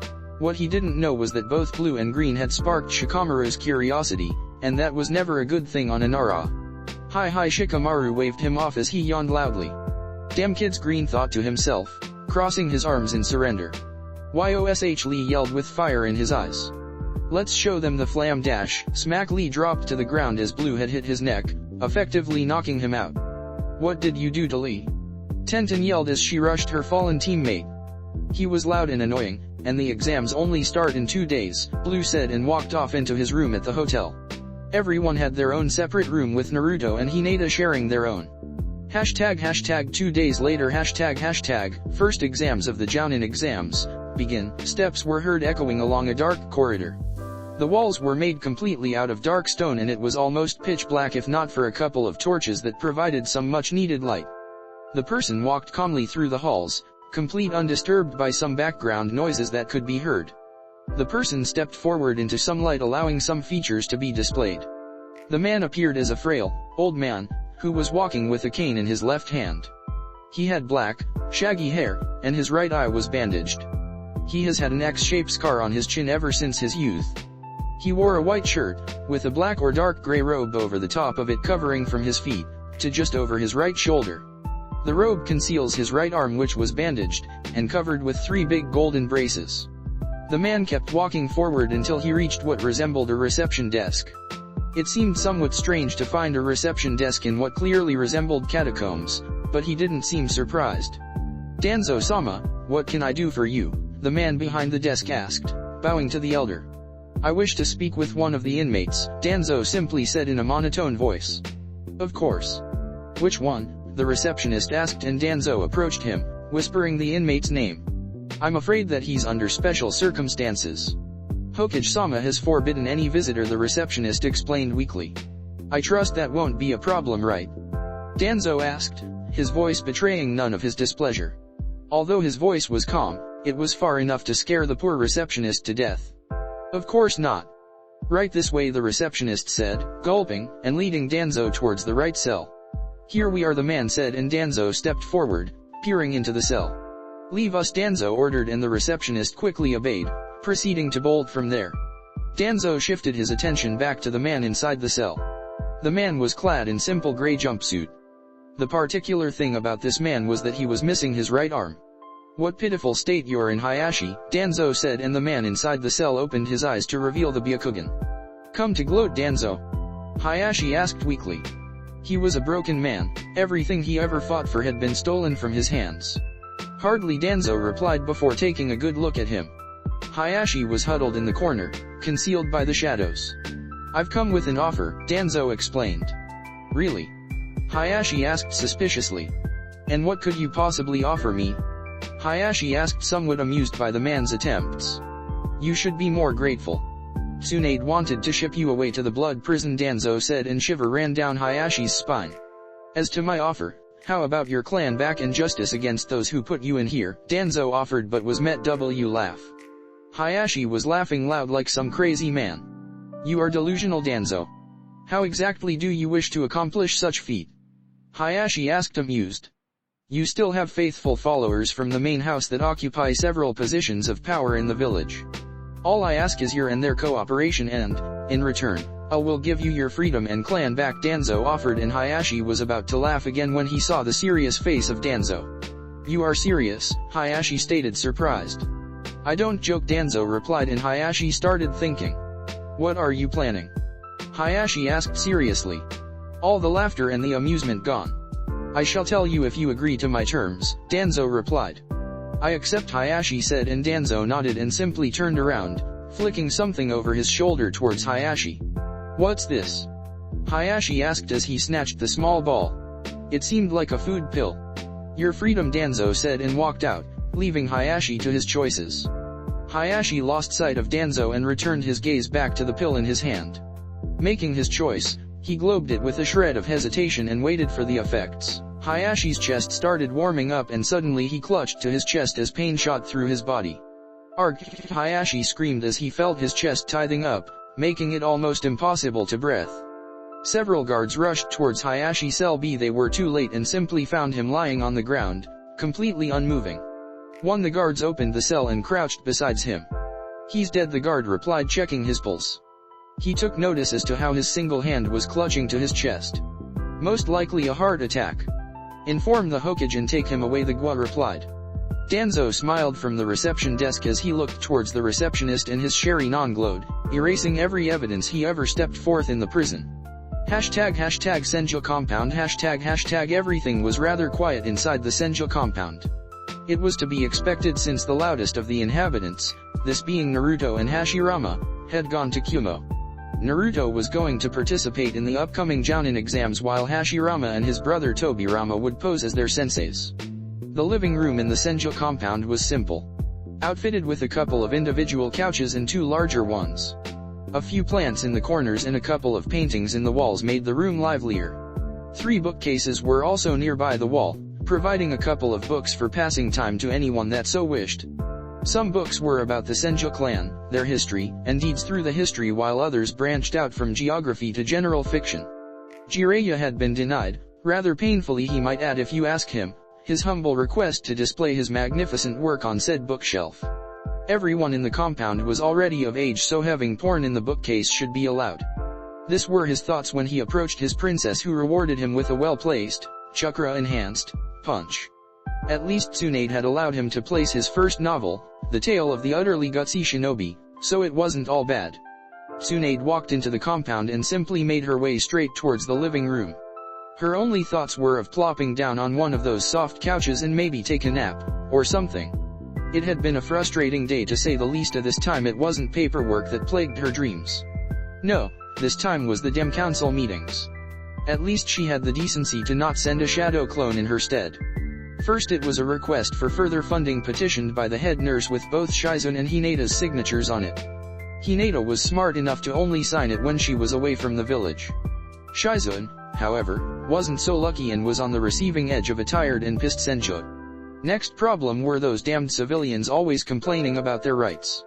Tsunade shook her head, pushing away stressing thoughts as she entered the living room and was greeted with an interesting sight. She looked over to the couch where now was calmly sitting with Ataka's head on her lap. She was running her hands through his hair while Ataki had eyes his closed, enjoying the moment. My Tsunade said with clear amusement, making both of them jump at the sound of her voice. They were so entranced with each other that they didn't sense her entering the room. Who would have thought that now would be the one to tame the great Ataki Uchiha, Tsunade said chuckling. You are one to talk, now snorted. Senju Tsunade, the legendary slug princess of Konoha, tamed by a pervert, now replied in amusement, making the Senju choke. You have something to say? Tsunade roared, making now jump from her couch and stare at Tsunade. Yes I do, old hag, now replied smirking, sparks flying across their eyes. I was having such a good dream, Itaka thought to himself as she sat upright and watched Now and Tsunade bicker until he decided that it was enough. Now enough. Ataka's voice echoed through the room with enough authority to make both Wuma flinch. Now cooed with stars in her eyes as she rushed Ataka.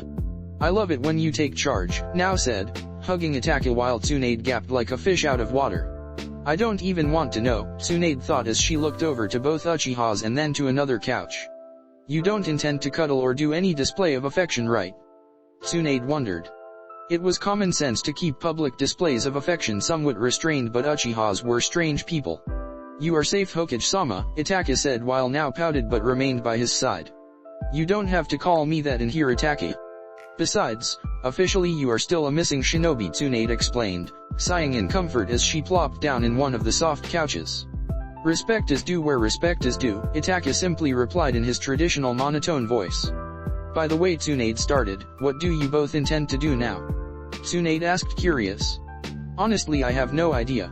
I planned from the beginning to die at Sasuke's hands. I didn't count on living much longer than that because of my illness," Itachi said and felt now grip his arm tighter. She didn't even want to consider losing Itachi. "I have a proposition for both of you," Tsunade said smiling. "Proposition?" Now asked confused. "Yes, what is your favorite color?" Tsunade asked smirking while both Uchihas just stared at her like she was crazy. #Kumo ##, saying that Naruto was excited was an understatement. The man was downright thrilled. He had enough adrenaline pumping through his veins to kill a normal person. The reason for all this excitement? Dozens of competitors stood in his front. Naruto counted at least 20 different forehead protectors, some from villages he had never even heard of. It was interesting to say the least. While these exams were non-traditional as they were only hosted every 5 years, the amount of competition was similar to that of Chunin exams. Jounin did get access to higher paying missions, so maybe that was the reason. Maybe it was the honor and fame of being Jounin, the elite of the village. On the other hand, Jounin missions were far more difficult and risky. Hinata was amused at Naruto's expression. Any more and he would be practically bouncing like some 5-year-old kid on a sugar rush.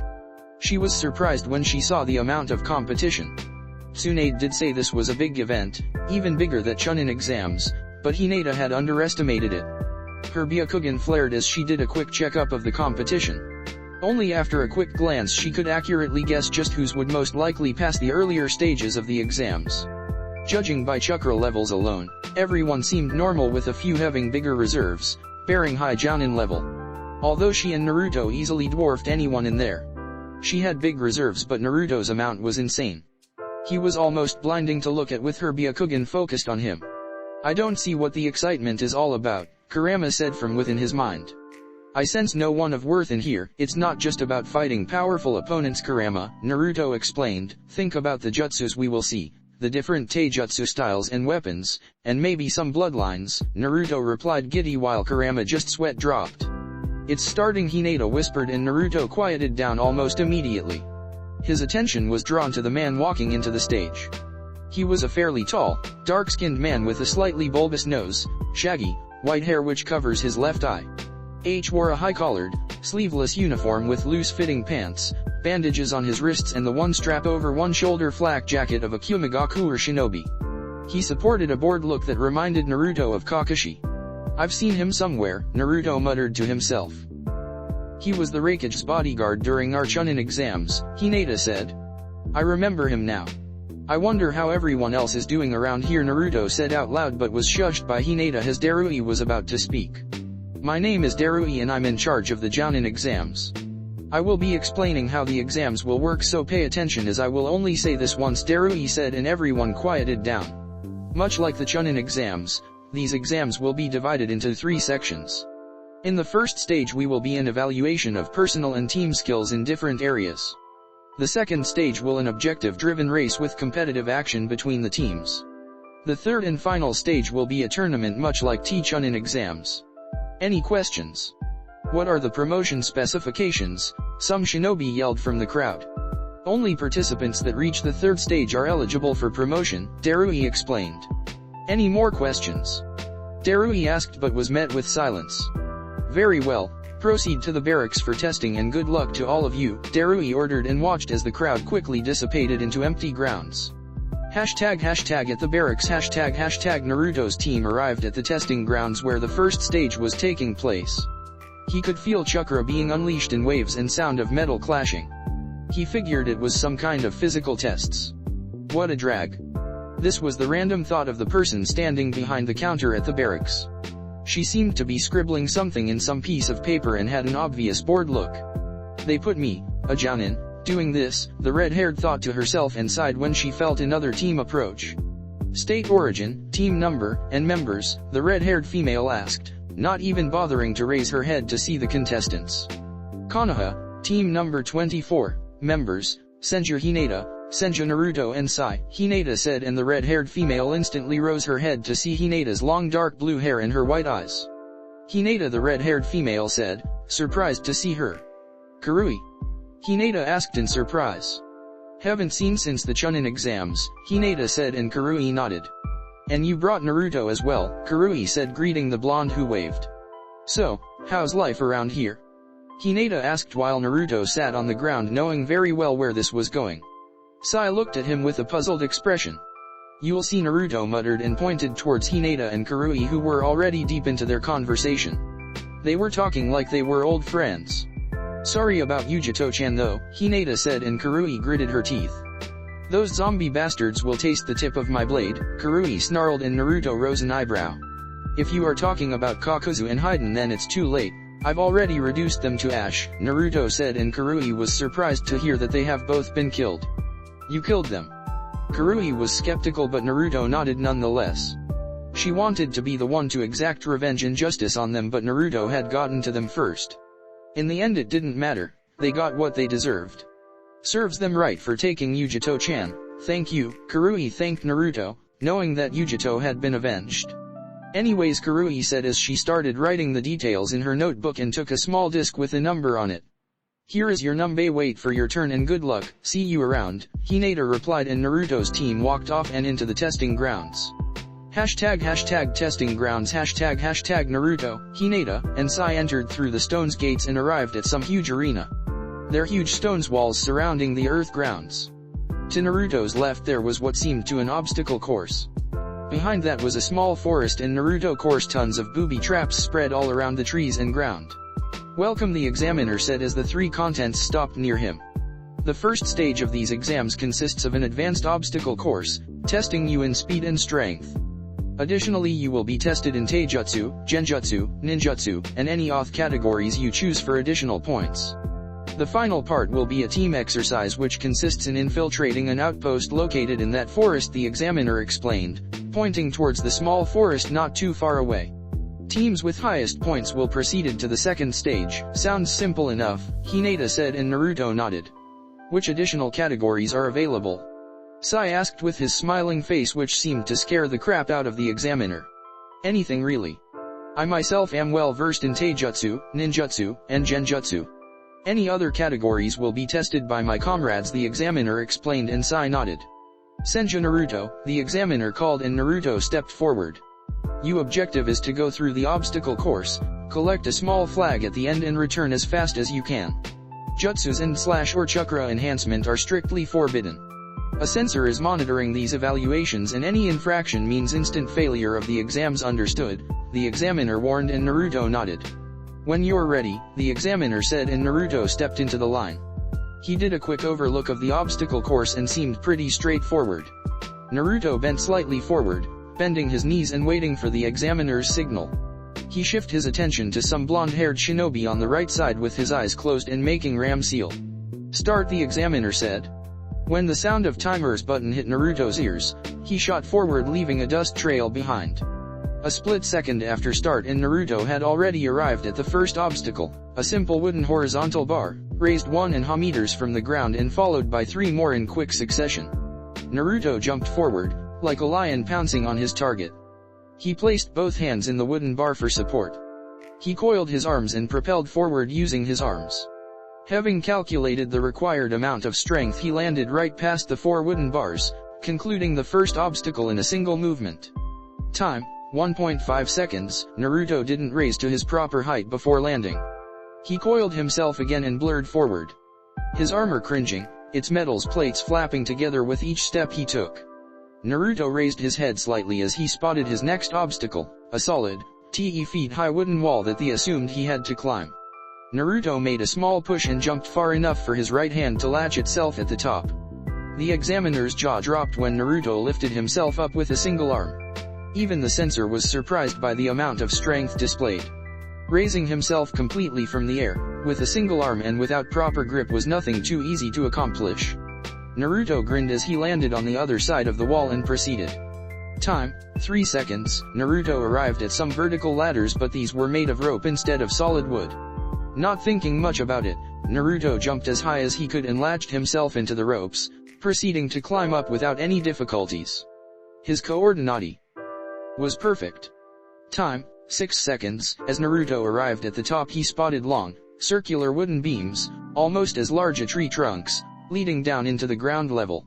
Naruto carefully analyzed the round and slippery surface, and any slip-up would mean falling hard into the ground. Having this in his mind, he quickly ran down and arrived at the final obstacle. The final obstacle was nothing but a single rope that Naruto had to climb vertically. Naruto jumped into the rope and began to easily climb it up. He was certainly strong enough to lift his own body weight with a single hand. He arrived at the top and snatched the flag he needed before sliding down the rope and landing on the ground. Time, 7.8 seconds. With the flag in his position, the final piece of this obstacle course was a simple race to the point of origin, without needing to go through the obstacles again. Naruto bent and shot forward, leaving a cloud of dust. Every step he took, the ground would crack from the strength he put behind each step. Naruto didn't stop near the examiner and simply continued running at full speed, until he crossed the examiner. He came to halt, leaving the dust trail behind him as he finished the obstacle course. Cough cough, the examiner waved his hands wildly to clear the dust cloud. Final time, 9.5 seconds. Congratulations Naruto-san, you just moved to the second spot, the examiner said, pointing towards the electronic board, where Naruto's name ranked second in the obstacle course with 9.5 seconds, only surpassed by Rock Lee with 8 seconds. Can't say I'm surprised. The guy is insane with his workout, Naruto thought to himself. Looks like hard work does beat a genius, Naruto chuckled out loud. I don't see the genius, Hinata said with a straight face. Hinata-chan, Naruto whined while Hinata giggled at his antics. Sai simply observed the interaction between the couple. They certainly weren't your usual married couple. Sai, Naruto said, and Sai turned to Naruto, making a shiver run up his spine. Enough with that smile, it's freaking me out. It feels like you are going to kill me in my sleep, Naruto said, and Sai dropped in smile, getting a neutral face.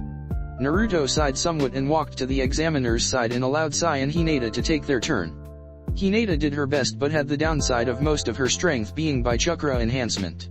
Still, she managed to easily secure 5th spot with Sai taking the 10th place. Having completed the first exam of the first stage, the examiner led them towards some testing dummies for the taijutsu test. Second part of this exam is to go through the dummies, while performing your taijutsu katas as fast as you can. State your taijutsu style for reference, the examiner said, and Hinata stepped forward this time. Gentle fist taijutsu style, Hinata said, and the examiner happily wrote it down, stepping aside as Hinata stepped forward. She looked around them, counting around 5 dummies who were about to receive a very cruel punishment.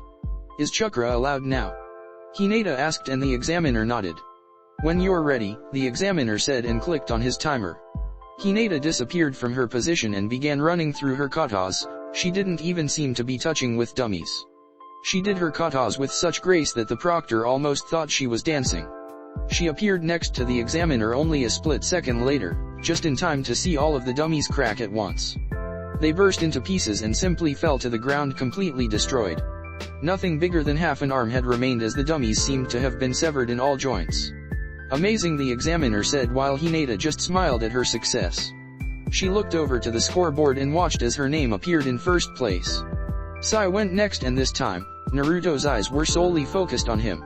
Both Naruto and Hinata had read Sai's file, but it didn't say much besides that he had standard skills and used ink-styled jutsus, whatever that was.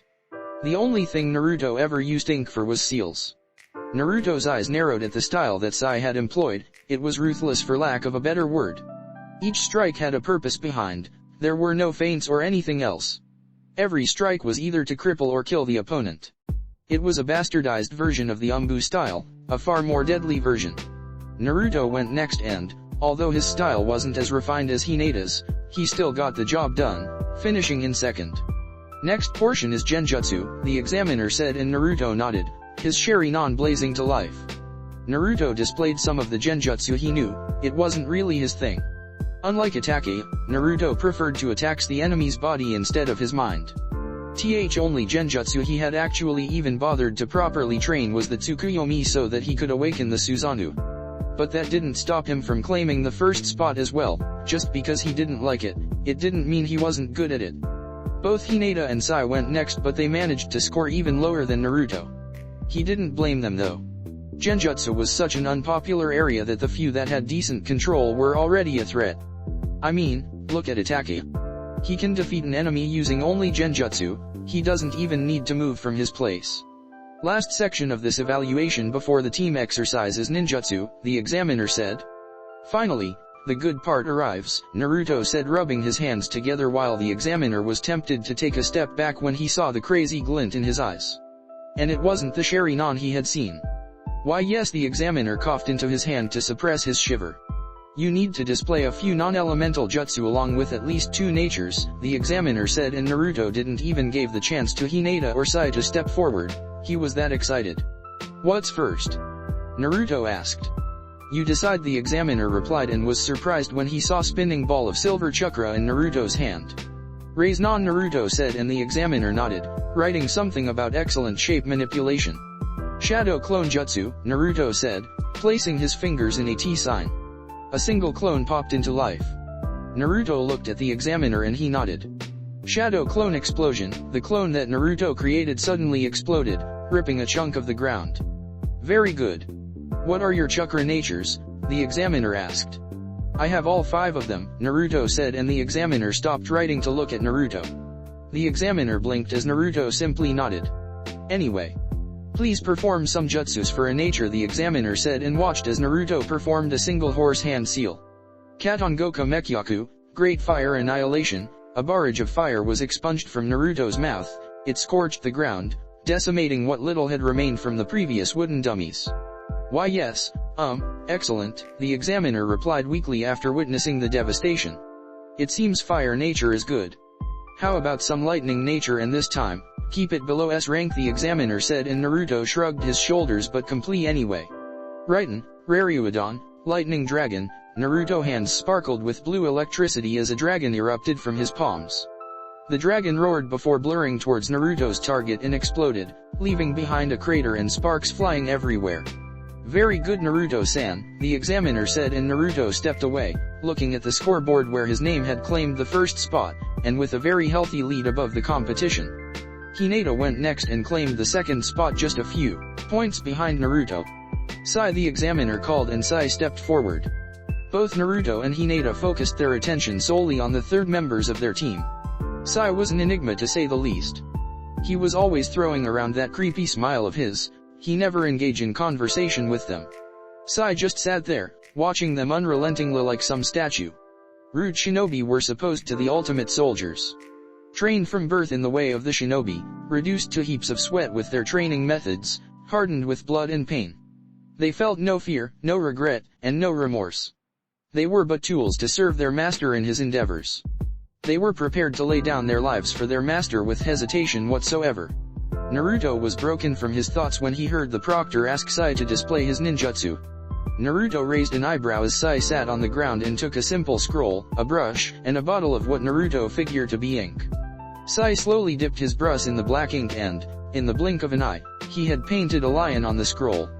Kojojiga, Super Beast's scroll. Sai made a single hand seal and the drowned tiger on the scroll rose to life, jumping from it and landing on the ground. The tiger snarled at the proctor, who fell on his butt when he saw the painting come to life. He may a shinobi, but not even he expected that. Good, the examiner said as he rose to his feet. He searched for the tiger and found him eating the wooden dummies who were mangled by the tiger's vicious jaws. Sumi Bunshin no Jutsu, ink clone, Sai said, and the tiger dispelled into a puddle of ink on the ground. The ink suddenly started moving, clustering together into a large pool. The ink pool started raising from the ground and taking the shape of Sai. Interesting, the proctor murmured to himself as he scribbled down on his board. So that's his ink jutsu. Both Hinata and Naruto thought at Sai's performance. His style surely was very dynamic and versatile, but his creations seemed somewhat fragile.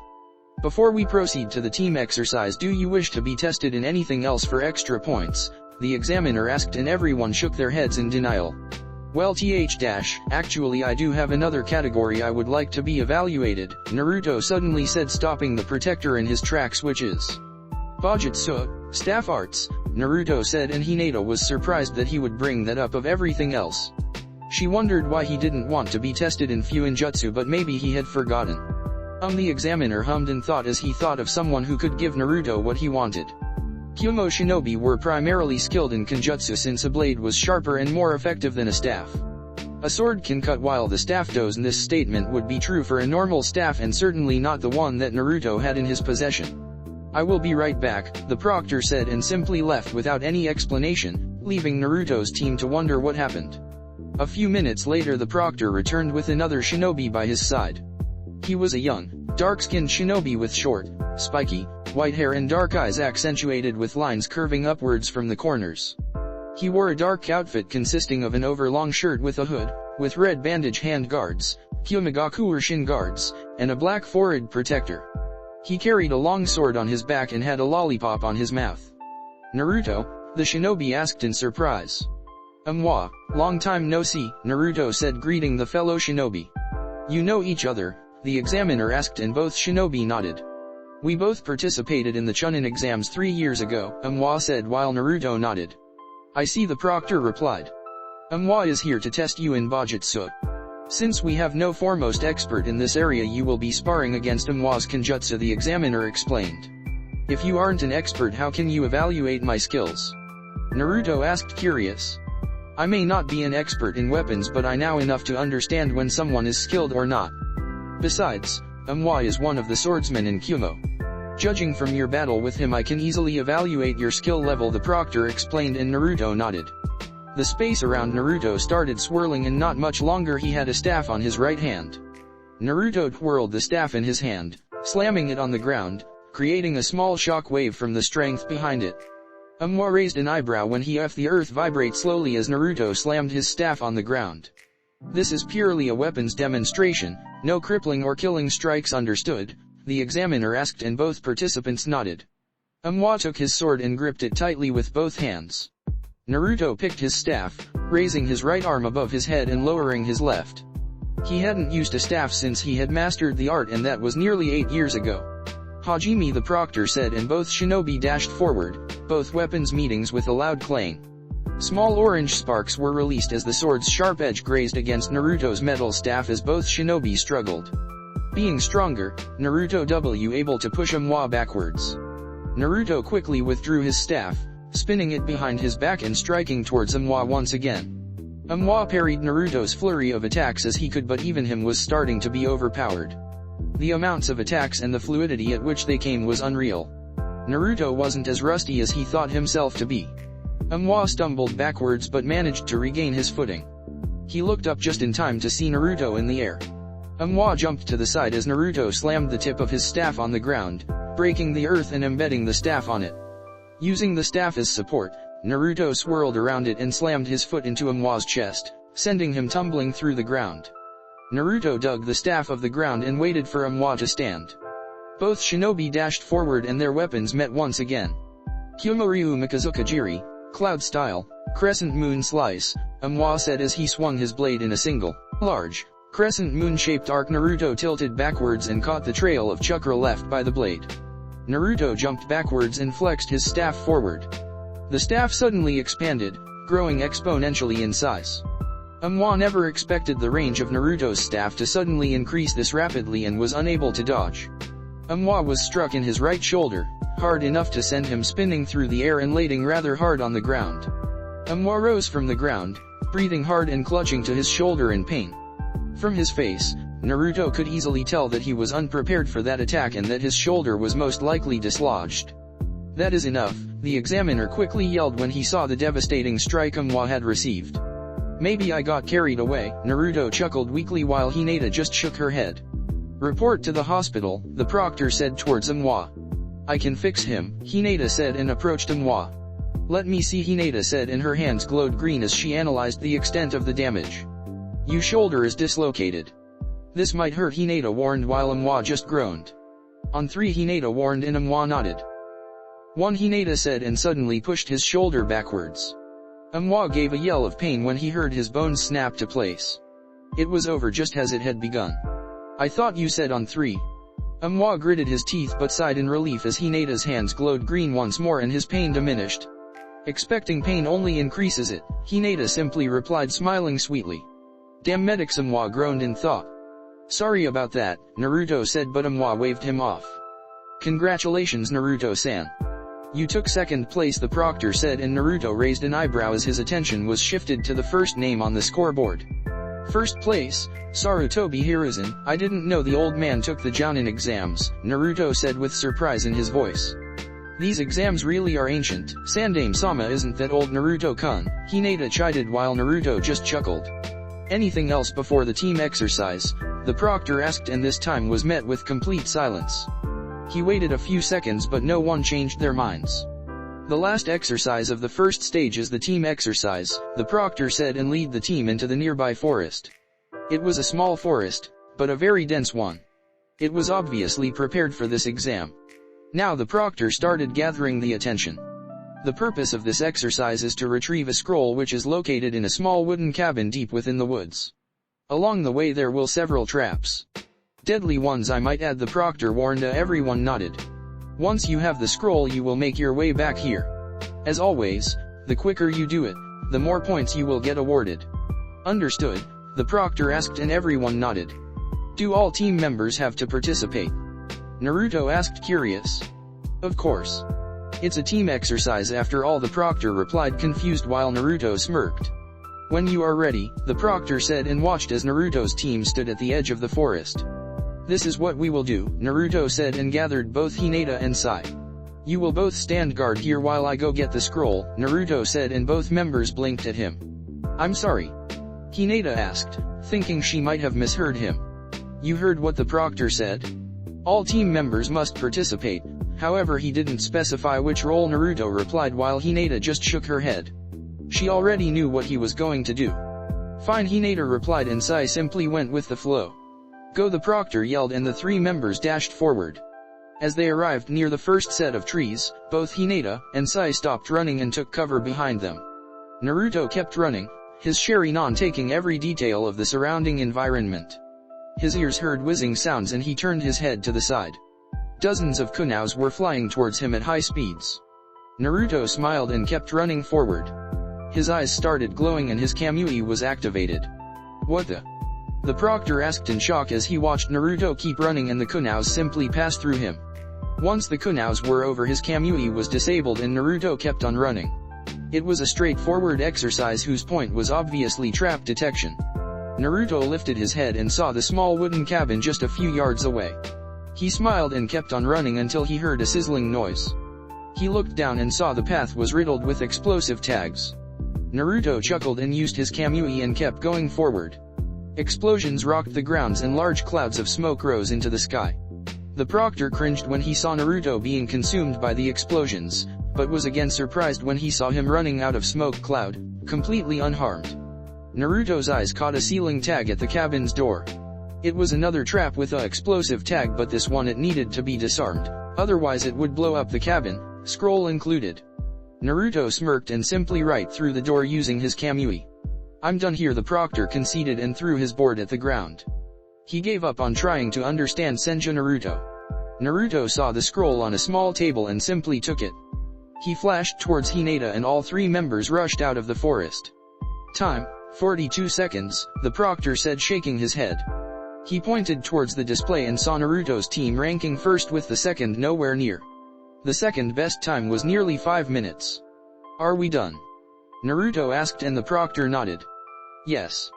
Meet here at 8 for the announcement of which teams will proceed to the second stage, the proctor said, and watched the team leave. They had broken or achieved first place in every single category barring the obstacle course, but he didn't blame them. When he himself saw some green creature shouting something about flames of youth, he even considered retirement at 30 years old. Later that evening, everyone had gathered to find out the teams that would proceed. They met up with Lee, Tenten and Shikamaru, who seemed to also be waiting for the results. How did it go? Hinata asked. Although clearly not as good as you, Tenten replied, pointing to the scoreboards. Lee managed to score enough points in the Taijutsu and obstacle course to be able to proceed. Shika, he played his cards and ended up right in the middle of competition, Tenten said, and Hinata chuckled. At least we all get to go to the second stage, Naruto said, and everyone nodded. Oh well. See you all tomorrow for the next exam, #Omegakur. Pain's Tower ##, are you sure this is wise? Konan asked towards the only person in the room. Her voice was neutral and perfectly calm, betraying none of her worrying thoughts. In the back of the room, concealed by the shadows, stood a person with a single visible eye. The person was a fair-skinned man with chin-length red hair, with his most noticeable trait being his single Rinnegan. He didn't look healthy, as he seemed to be severely malnourished, with his ribcage and bone structure openly visible. He had chakra receivers implanted into his back, one in each of his shoulder joints, smaller ones in his forearms, and two metal-like screw under his collarbones, near his Shuta joint. The person sat on some machine that appeared to be some type of mechanical walker. It's a dangerous game you are playing, Nagato, Konan warned, but Nagato seemed determined on his course of action. It needs to be done, Nagato simply said. Konan was about to reply when a familiar swirling sound came into the room. From the vortex, Tobi, or Fugaku, walked into the small rays of light coming through the cracks in the room. What are you doing here? Konan asked, her voice back to its neutral tone and her eyes narrowing in slight apprehension. Although she seemed mostly calm on the outside, she was prepared should Tobi try anything foolish. Suit up, Tobi said, throwing Nagato something whitish in color. Nagato picked up what Tobi had thrown and his eyes widened when he realized what it was. This is Nagato replied, but was interrupted by Tobi. I need you at full strength for this. Why do these things always happen to us? Naruto wondered out loud. He released a long sigh as he looked at the dark sky. It was full moon and its light shone across the vast forest. The leaves rustled with the night's cold air, and Naruto sighed again. He looked towards Hinata, who also seemed to be deep in thought, looking at Sai as if to solve a puzzle. Naruto shifted his eyes towards the last member of his team, one root shinobi by the name of Sai.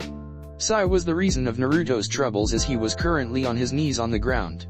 His pupils were dilated and his face neutral. He seemed to be staring into nothingness. What am I going to do with you? Naruto asked rhetorically, nursing his temples and shaking his head. Earlier that day Naruto-kun, Hinata said in a low voice, trying to hide her blushing face. Everyone is staring, she said, lowering her head and avoiding gazing upon the crowd. She hid her face between her long hair as she looked subtlety around. Naruto just chuckled and held her tightly by her thighs. Hinata was currently sitting on Naruto's shoulders as they made their way towards the second stage of the exams. The sight of two very strong and popular shinobi walking around a different village was enough to bring attention to them, but their current position only increased it. They are just jealous, Hinata-chan, Naruto replied, tilting his head up to look at Hinata's red face, and chuckled. Hinata glared at him, well, as much as she can glare in the end. It's not funny, Hinata pouted, seeing that her fierce glare got her nowhere. You know that I, unlike you, don't like being the center of attention, much less with foreign people, Hinata mumbled. I don't like being the center of attention, Naruto replied. Please, Hinata snorted playfully, you and me both know that you enjoy the spotlight, maybe a little, Naruto said, and Hinata smiled but got thinking. Although Hinata started in a suspicious voice, narrowing her eyes. You have been unusually affectionate today. Not that I'm complaining, but what brought this on? Hinata asked, curious. Nothing in particular, Naruto replied, shrugging his shoulders. Just a talk I had with Kurama earlier today. Flashback, everything was quiet in the room. The sun was beginning to rise in the horizon and the darkness in the room started dissipating with the sun shining through the windows. Naruto stirred as the room became brighter and groggily opened his eyes. He shifted in the bed until his eyes landed on Hinata's sleeping form. Naruto smiled at her peaceful face and slowly turned so that he could observe her more comfortably. He brought his hand to her cheek and brushed her hair away. She's so pretty, Naruto thought to himself, gently running his fingers over her rosy cheek. Hinata seemed to feel his touch and leaned in for closer contact. Naruto smiled at her actions even though she was still asleep. Cherish every moment with her, Naruto heard and turned his attention to the end of the bed where Kurama was curled a small ball, with all of his tails. I already do that, Naruto replied, and Kurama opened a single eye. But what makes you say that? Naruto asked, curious. Kurama had never given him much advice or even mingled much in his relationship with Hinata. Just a piece of advice, Kurama said, yawning and displaying his teeth. You have no idea what it's like facing eternity alone, Kurama said, and Naruto raised an eyebrow at the bitterness in his voice. You have 8 siblings, Naruto said, confused by the topic. You know nothing, Naruto, Kurama snorted. I know everything about your story, Naruto began, and Kurama's eye twitched at his naivete. I know that Hagoromo created you and your siblings from the Juabi. Naruto would have kept talking if it wasn't from Kurama's roar. SHHHS, keep it down, Naruto whispered as he looked towards Hinata who remained sleeping. How long ago do you think all of this happened? Kurama asked. A couple centuries. Naruto wondered and Kurama chuckled at his answer. It has been almost 19,000 years since I was born, Kurama replied and Naruto was surprised. There had been ninja for a while apparently. Sure, it was fun when we were all together growing up. The first few centuries I was actually happy when we were all together. But then you came, Kurama retorted angrily, raising in the bed with all of his tails. You shinobi and your endless lust for power, Kurama barked and Naruto was surprised by the amount of hate coming from his voice. You drove us apart, forced us to split so that we weren't caught and enslaved like we are now. You forced each one of us to take their own path and to survive in loneliness for fear of our own survival. You have no idea what's like living for millenniums all alone. Walking this earth without nothing to look for, always on watch for your people. You never knew how many times I thought about death knowing very well that I would never get it. Kurama sighed and lied back down.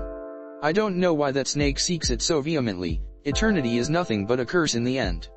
You will eventually tire just like I did, but I for one will never die or perish.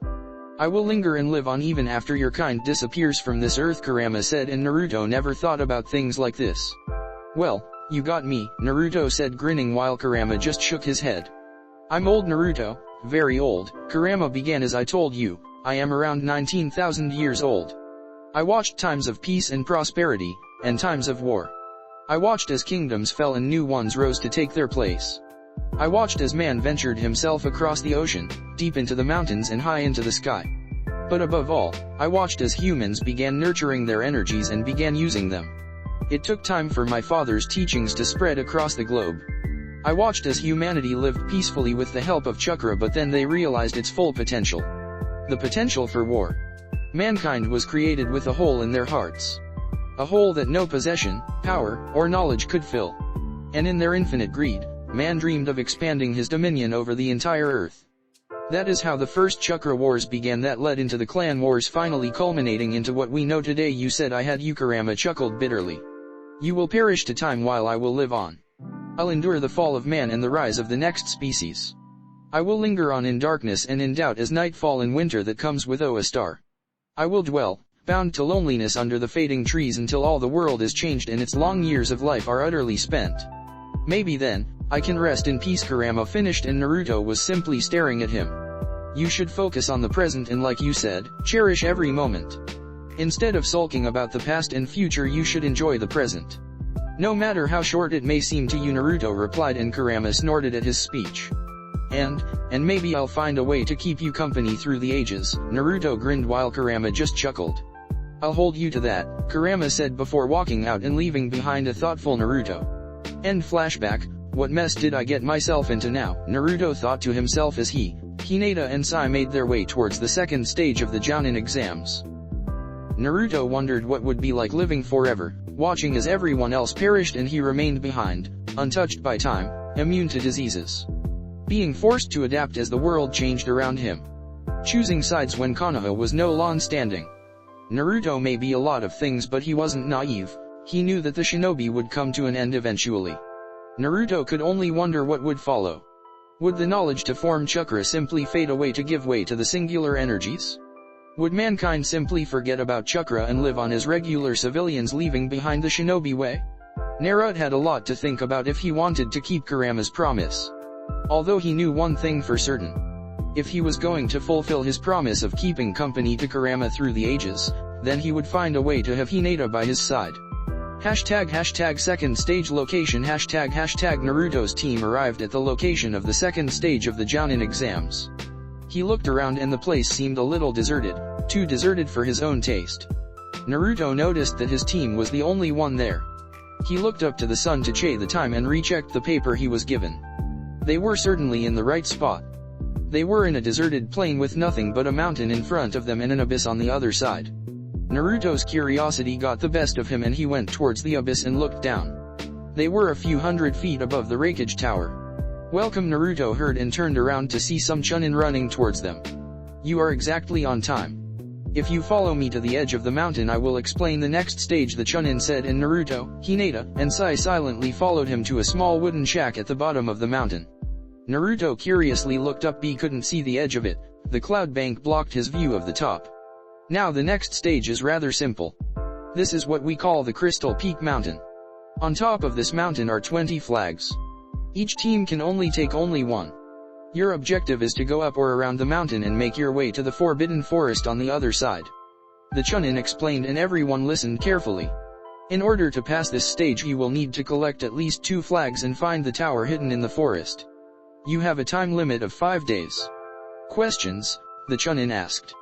You said we need 2 flags, Hinata said, and the Chunin nodded. We can take only one from the top, which means the other will have to be removed from other teams, correct? Hinata asked. Yes, the Chunin began. You can either climb to the top and immediately secure a flag for yourselves and take the other, or you can simply find your way around the mountain and take 2 flags from another teams. The choice is yours, the Chunin explained, and Hinata nodded. Engagement rules? Sai asked. Every team for themselves. The only requisite is that the whole team is alive when you reach the tower, with 2 flags of course, the Chunin said, and Sai gave him his creepy smile. Alright, the Chunin said, clearing his throat. Anything else? He asked, but all of them shook their heads. Very well. Each team was given a random spot on the bottom of the mountain. The test will begin momentarily, the Chunin said, and stepped aside. What should we do? Hinata asked towards his teammates. This is the highest mountain in the world. With an altitude of around 10,000 meters, 32,000 feet. To normal civilians it would take weeks of training and more weeks to actually reach the top, Naruto mused. Even if we are shinobi, climbing the mountain without making sure everyone knows the dangers would be foolish, Naruto explained. But if we climb to the top we can secure ourselves a flag, Sai said. Taking into account that no one has reached it before, Hinata added, and Naruto nodded. I guess we will make a run to the top. The edges of the mountain are extremely slippery, so use caution with your chakra. The temperature will drop severely as we go up. Everyone knows the thermal coat jutsu, right? Naruto asked and got nods from both Hinata and Sai. 1. As we go up, oxygen concentration will start to decrease, so coat your lungs with chakra to compensate, and finally be very careful for random bursts of wind that can detach you from the mountain and send you to your deaths. Everyone understand? Naruto asked and got nods once again. Good. Let's go then, Naruto said as his team positioned themselves at the bottom of the mountain, waiting for the go signal from the Chunin. Hajime, the Chunin yelled as a loud bell echoed through the air. Naruto and his team immediately jumped onto the mountain side, channeling chakra to their feet and sticking to it. They shot upwards at high speeds, intending to secure a flag to themselves. Hashtag meanwhile Konoha hashtag Tsunade sighed as she took a sip from her sake. She shook her shoulders, trying to get rid of her stiffness as she picked up another report. She started reading when her eyes widened. Autopsy report performed by Takashi Taro, assistant, Rin Takara. Date, June 13th of the 93 Shinobi Year. Time, 4:30 p.m. Summary report. Name, Hyuga Hayashi. Coroner's case, 2014 to 542. Date of birth, January 8. Age, 44. Gender, male. Bloodline, Byakugan. Evidence of treatment, N/A external examination. The autopsy is begun at 4:30 p.m. on June 13th of the 93 Shinobi Year. The subject is wearing gray pants and shirt consistent with the traditional garb of a Konoha prisoner. The clothes are on good conditions given that the subject incarceration was recent. The body is that of a developed 44-year-old man, measuring 176 centimeters, 70 inches, and weighing 66 kilograms, 145 pounds. The body shows scar tissue and many other wounds that never properly healed, which is consistent with the subject's medical file. Medically amputated right arm. Internal examination. Skeletal system. The subject displayed numerous broken bones all over the body with particular focus on arms, legs and ribs. The ribs 7 to 12 show multiple fractures. Cardiovascular system. The heart weighs 300 grams and possess normal size and configuration. Upon further analysis, a small blockage was found in the coronary arteries. This prevented proper blood flow onto the heart, preventing the heart muse from receiving oxygenated blood. Opinion: normally a block of this size should not be deadly for the body of a professional shinobi. I infer that the lack of proper nutrition and general living conditions of the prisoner may have led to furthering this problem. Cause of death: acute myocardial infarction state, body destroyed according to protocol. Unbelievable, Tsunade muttered, reading the report 3 times to make sure she missed nothing. Shinobi with active chakra networks don't get sick unless it's a really deadly disease. It's one of the perks of being shinobi, Tsunade mused in thought. And even though he was a clan head with very few missions, he should still be in shape. She couldn't grasp how could have this occurred. She could only do one thing. She took a deep breath and shouted across the Hokage Tower. Shizu Uni ## back with Naruto ## 2 hours had passed since Naruto's team ventured themselves into the high mountain. Their climb had been rather dull since they didn't come across any other team. The starting points at the foot of the mountain were random and separate for each team, so it wasn't completely out of the ordinary. They had just passed the halfway mark and they could already feel the shortage of breath due to the lack of oxygen, not to mention the freezing temperatures didn't exactly help. In the end they were shinobi, the strongest warriors available in the world. Even to a decently trained shinobi these conditions were nothing but bothersome. While they would delay them, they surely wouldn't hinder them. Naruto had begun using his thermal coat to keep his body temperature at acceptable levels. He scanned his surroundings and saw nothing but snow all around them. He turned towards Sai, who also had his thermal coat on. His attention shifted towards Hinata, who was running in the middle of the group with her Byakugan activated. That was when Naruto felt it. Hinata-chan, Naruto called, but Hinata didn't turn her head. She didn't need it with her Byakugan on, she just gave a small nod of acknowledgement. I can see that you don't have your thermal coat. Aren't you cold? Naruto asked, curious. Not really. It's feel nice actually, Hinata replied, and Naruto raised an eyebrow. Really? Naruto thought curiously. Nearly -30 degrees and she says it's nice, Naruto thought, shaking his head in amusement. Buam, Naruto, Hinata, and Sai immediately halted their progress when they heard a loud explosion ring through the air. They tried to pinpoint the location of the sound and shifted their attention towards the left, which they could see a large column of smoke rising. Looks like we are not alone in this, Hinata said as she stretched her Byakugan range towards the smoke. One team down, Hinata said as she watched one team racing down the mountains with an avalanche on their trail. It was quite amusing actually. She knew that they wouldn't die with a simple avalanche, but watching them stumble down the mountain far too amusing to pass. Do you have eyes on Shika's team?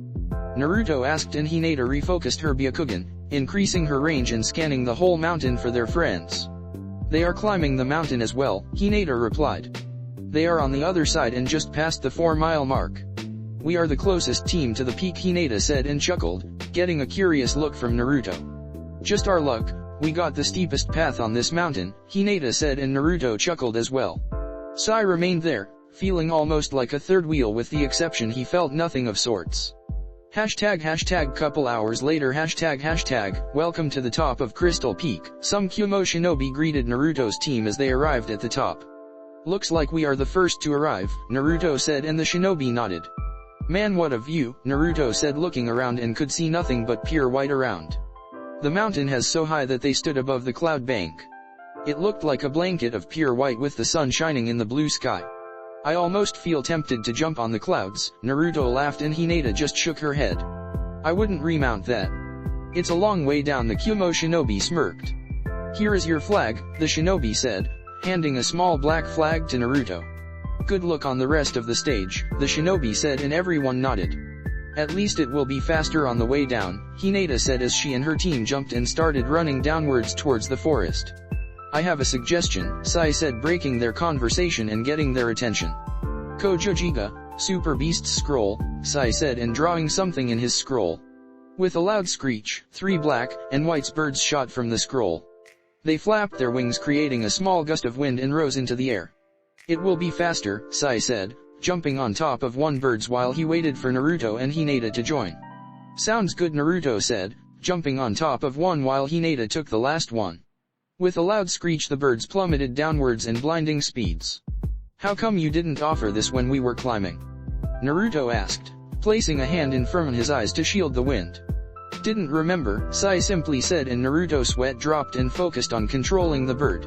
## the Forbidden Forest ##. So this is the famous Forbidden Forest of Kumo, Naruto said as he and his team arrived at the entrance of the forest. I'm impressed, Naruto said, crossing his arms as he scanned the forest in front of him. He did admit that the forest did have a certain ominous feeling to it. The forest itself seemed shrouded in darkness and a cold breeze swept by. Naruto's team ventured themselves into the forest and watched in fascination as the entrance seemed to close itself behind them, as if trapping them in the forest forever. Genjutsu Hinata whispered loud enough to her team to hear.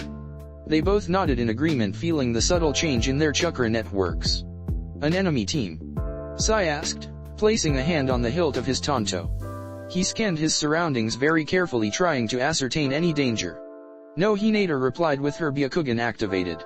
It seems it's been here for a while, Hinata explained. Probably one of many traps placed here just for this stage, Naruto offered, and both agreed as they moved forward. The forest seemed taken from a horror movie. The forest was thick with trees so high that it dwarfed them, light barely seemed to penetrate the cloak of leaves at the top. On the ground some type of black flowers, while every other dead, their leaves withering away. Impassable terrain blocked with rocks and thorns that seemed a natural occurrence. A sound rang through the forest, a small owl hooting. This is really one creepy place, Naruto shivered. Scared? Hinata teased. Oh sure, Naruto replied sarcastically, this coming from the one who launched a full water dragon inside our bedroom to kill a spider, Naruto said deadpanned while Hinata huffed. They are mean little buggers. Besides, it worked, didn't it? Hinata asked while Naruto just shook his head. Suddenly Naruto turned and flung a kunao to his left. The kunao sailed through the air at blinding speeds, one could almost hear the whistle. Thump! Naruto looked around and noticed his target. A beast, 8-eyed, 8-legged, jet black, hairy. A gigantic black spider, with legs measuring up to 10 feet, poisonous green liquid dripping from its fangs and a kunao embedded deeply in its skull, between its multiple black, pupilless eyes. Scared? Naruto teased while Hinata just smiled and shook her head in defeat. What did I tell you? Naruto asked, turning back to Hinata and pointing towards the animal. This place is creepy, he said, and Hinata just shook her head. Can you locate the tower? Sai asked, and Hinata nodded, sitting down and crossing her legs. Her chakra flared and the veins of her face bulged out. She focused and extended her Byakugan range. She saw past the tree, past the blockade of thorns and rock, past the river that split the forest, and reached the outer edge of the forest. There are hundreds of those things here, Hinata said in a gasp. She watched with her Byakugan as a pack of nearly 10 of those spiders dismembered other animals. And just as many snakes of equal size, great, Naruto replied in a sarcastic voice. You could burn it down, Kurama offered while Naruto chucked at his opinion.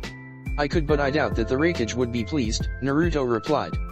Found it, Hinata said, breaking Naruto from his conversation. The tower is about 10 miles southeast. I also spotted a couple of teams around, setting up traps and ambushes. 2 teams have flags on them, Hinata explained. Which team with flag is closer to the tower? Naruto asked, and Hinata extended her arm, pointing in some direction. Lead on, Naruto said, and Hinata jumped forwards. Not even half an hour later, Hinata motioned and everyone halted their progress. Naruto activated his Sharingan and could see 3 chakra signatures half-mile away. What's the plan? Sai asked as he observed the enemy Kumo team from the trees. Spring the trap, Naruto smirked and brought his hands in a T-shape. Kage Bunshin no Jutsu, Shadow Clone Jutsu, 3 clones appeared next to the original Naruto. 2 of them were enveloped in smoke to reveal a Sai and a Hinata. Without a word being said, the clone team jumped forward as if not noticing the traps. Enemy shinobi, one of the Kumo shinobi yelled, and his team sprang into action. Shit, it's the team from Konoha, the Kumo shinobi yelled as they took out kunaos and flung them. Hinata reared her right arm and pushed it forward, releasing a pressurized ball of wind that simply swept the kunaos away. Raiden, Sandabaruto, Thunderbolt, the hands of one of the Kumo shinobi started sparkling as they were enveloped in a blue aura. As he shouted the name, dozens of sparks were unleashed upon Naruto and his team. Naruto picked up his fan and released a gust of wind, dispelling the Kumo's lightning attack.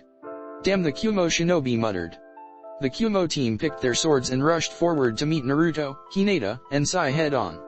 As they closed their distance and the clash seemed unavoidable, Naruto smirked and the clones dispelled, leaving behind a cloud of white smoke. Where are they? One member asked to another. I don't dash. The shinobi didn't manage to reply as he fell to the ground with a thump sound. What hap dash? His other teammate also fell to the ground and the last member was left all alone against 3 shinobi of Konoha. He didn't get much time to think as he felt a small pinch in the back of his neck and everything went black. Once the smoke had cleared the original Naruto, Hinata, and Sai jumped into the clearing. "Nice job," Naruto said, and Hinata thanked him, pocketing her favorite senbon. There were 3 missing senbon from her stash. Those 3 were presently attached to the neck of the Kyumo shinobi, 1 senbon for each. "Here is the flag," Naruto said, picking up the flag, making their count 2.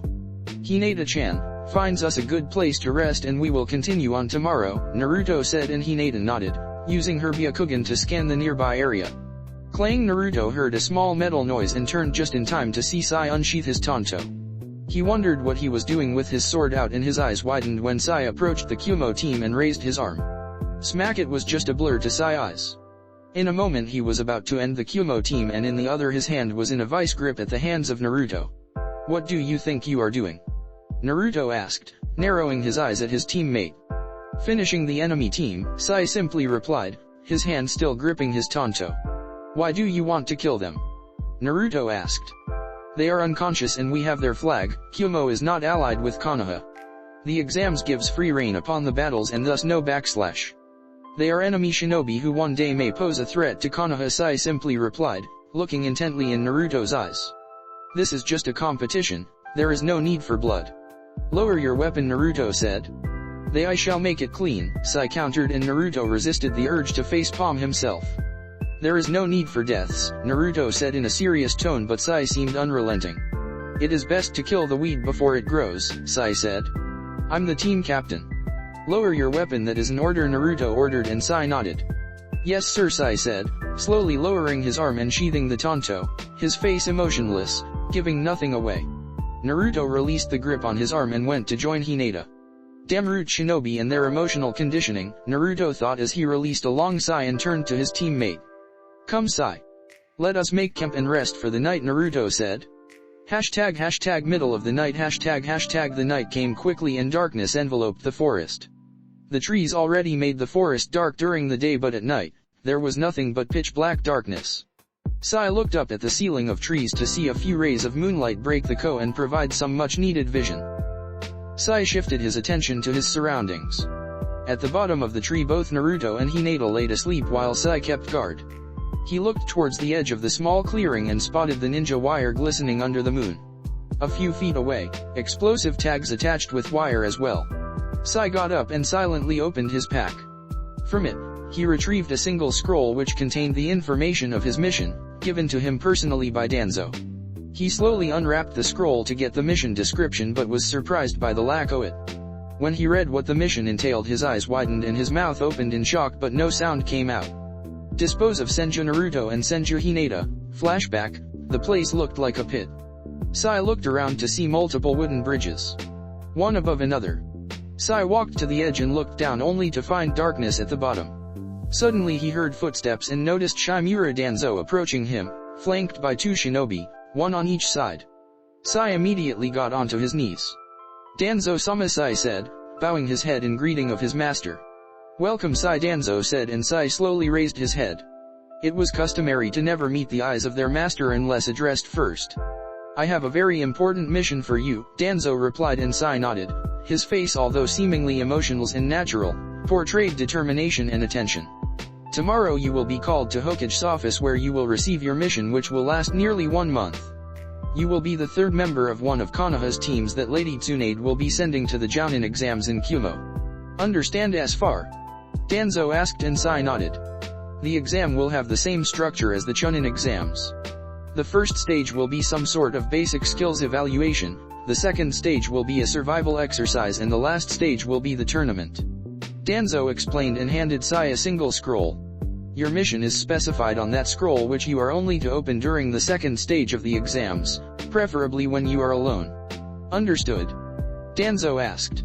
"It shall be done, Danzo-sama," Sai replied, pocketing the scroll. "I'm sure I don't need to explain the importance of every mission I give, correct?" Danzo asked, taking a deep breath and looking firmly at Sai. "En route, you have no name. You have no feelings.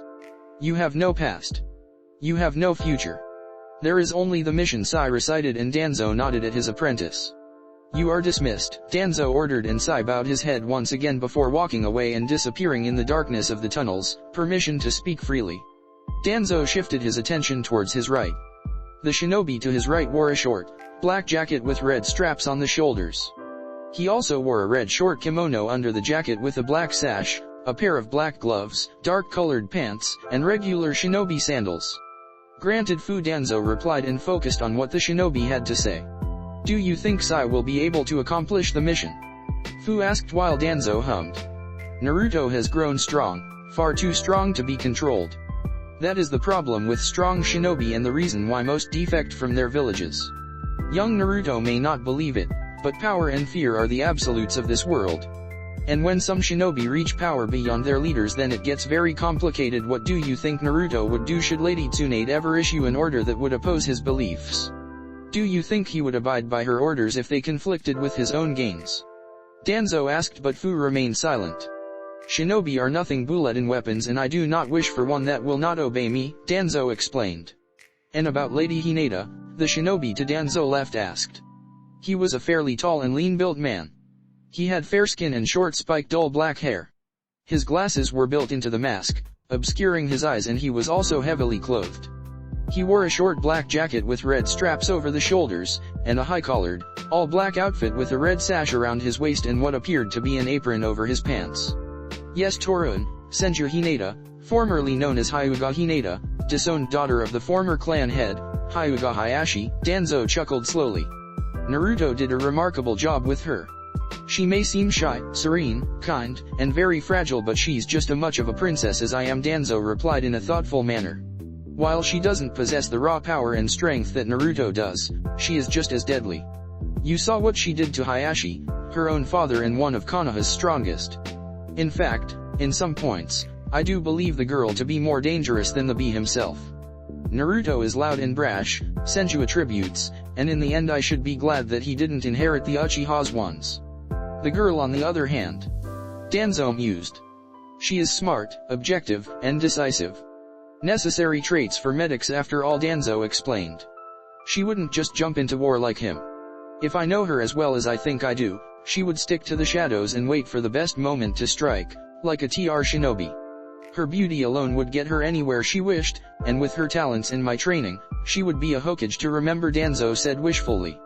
I do not fear the one who jumps into the battle without thought, I fear those who hide in the shadows, the man behind the man behind the man. And she just strikes me as a person who would be the mastermind, hiding in the shadows and working WPNs. But alas, she shares the same philosophy of her husband, Danzo finished and sighed in defeat. She would have been a great en route. If both of them are all that, what makes you certain that Sai will accomplish the mission?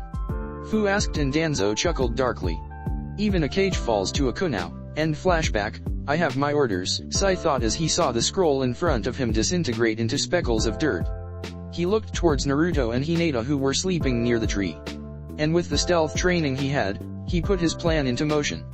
He slowly and quietly as the knight started unpacking the necessary items for his mission. He took out and unsheathed his tanto, laying it on the ground. From his pack he took a single vial which had some skull etched on the label, some kind of poison. And finally, a single strand of some kind of wire, transparent and almost invisible to the naked eye. The girl would die from the poison. Even if she was a first-class medic on par or better than Tsunade herself, she would die in her sleep. Sai picked the wire and poison, and jumped into the tree, standing right above her. He took out the wire and held it right above her mouth. Sai took the poison and dropped a single drop in the wire.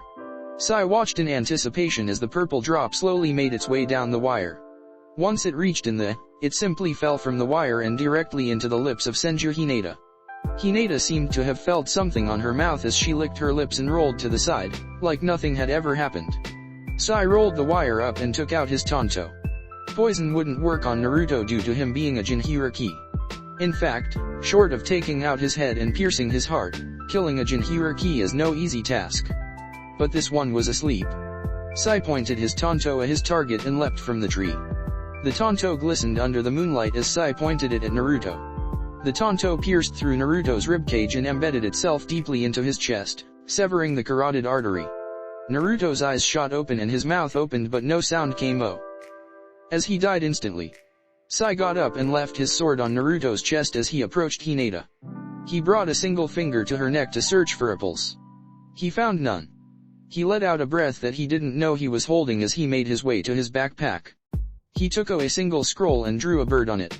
"Go to Danzo-sama," Sai said, and bird shot into the sky with 2 simple words. Sai turned around to collect his things and disappear from the forest. "This is a new low even from Danzo," Sai heard and froze on the spot. He turned towards the origin of the sound and saw nothing but a pair of glowing red eyes with 3 black tomo spinning. Sai quickly turned to the bodies of Naruto and Hinata only for them to shimmer out of existence. "Genjutsu," Sai whispered to himself. "Since when?" Sai asked as he gripped his tanto that somehow was still in his back. The owner of Sharingan eyes walked out of the shadows and into the moonlight. Naruto and Hinata stepped into the clearing, completely unharmed but with annoyed expression on their faces. "How long, you ask?" Naruto asked, smirking slightly. "My dear friend," Hinata smiled. "You have been under our genjutsu before we left the Hokage Tower in Konoha," Hinata said, and Sai was shocked. "Tsunade-sama warned us about you and I didn't wish to take any chances," Hinata explained. Naruto's EY glowed and Sai gulped, feeling lightheaded. Sai dropped his tanto and fell to the ground on his knees. His pupils were dilated and he seemed to stare into the nothing. "Just my luck. Why do these things always happen to us?" Naruto wondered out loud. He released a long sigh as he looked at the dark sky. It was full moon and its light shone across the vast forest. The leaves rustled with the night's cold air and Naruto sighed again. He looked towards Hinata, who also seemed to be deep in thought, looking at Sai as if to solve a puzzle. "What am I going to do with you?" Naruto asked rhetorically, nursing his temples and shaking his head. "We still need him alive to complete this stage," Hinata said, warning Naruto not to take rash actions. "I'll keep him under my control and make him drop the exams when we reach the tower," Naruto said, and Hinata nodded. "What about Danzo?" Naruto asked. "I suggest we let things run its course until we can come up with something," Hinata suggested, and Naruto nodded. "Sai, can you run?" Naruto asked, and Sai just nodded. "Good. Let's hurry back to the tower then," Naruto said, and all 3 of them left the clearing. Hashtag at the tower hashtag Naruto, Hinata, and Sai arrived at the tower 2 hours later. Sai's conscious mind was being kept locked within a genjutsu and now he was nothing more than a puppet, waiting for his orders. "Welcome to the hidden tower," a shinobi at the door greeted Naruto's team. "Do you have the flags?" he asked, and Naruto handed him his 2 black flags. "Very well. You may proceed inside and wait for this task to end. There are rooms available for you to rest," the shinobi explained, and everyone nodded. "I wish to drop the competition," Sai suddenly said, and the shinobi stumbled in surprise. "What? Are you sure?" he asked. "Yes," Sai simply replied. "Fine, I guess. Senju Naruto and Senju Hinata will proceed to the 3rd task." "Good luck," the shinobi said, and watched as the team disappeared inside. Once Naruto, Hinata, and Sai found their room, Sai disappeared into Naruto's dimension where he would stay for the next month. Hashtag next day, Rude headquarters hashtag Danzo was working in his office when he was interrupted by a loud screech. He looked up to see a black and white bird flying towards him. Danzo took out a simple scroll and watched as the bird crashed into it and formed words. "Mission accomplished." "I never doubted him for a moment," Danzo smiled to himself. "Fu, Torin," Danzo said, hitting his cane on the ground. In front of him dropped his most loyal followers. "Being Operation Phoenix," Danzo said, and both shinobi nodded, disappearing from view. Soon Danzo chuckled darkly. Konoha will burn and better one will rise from the ashes.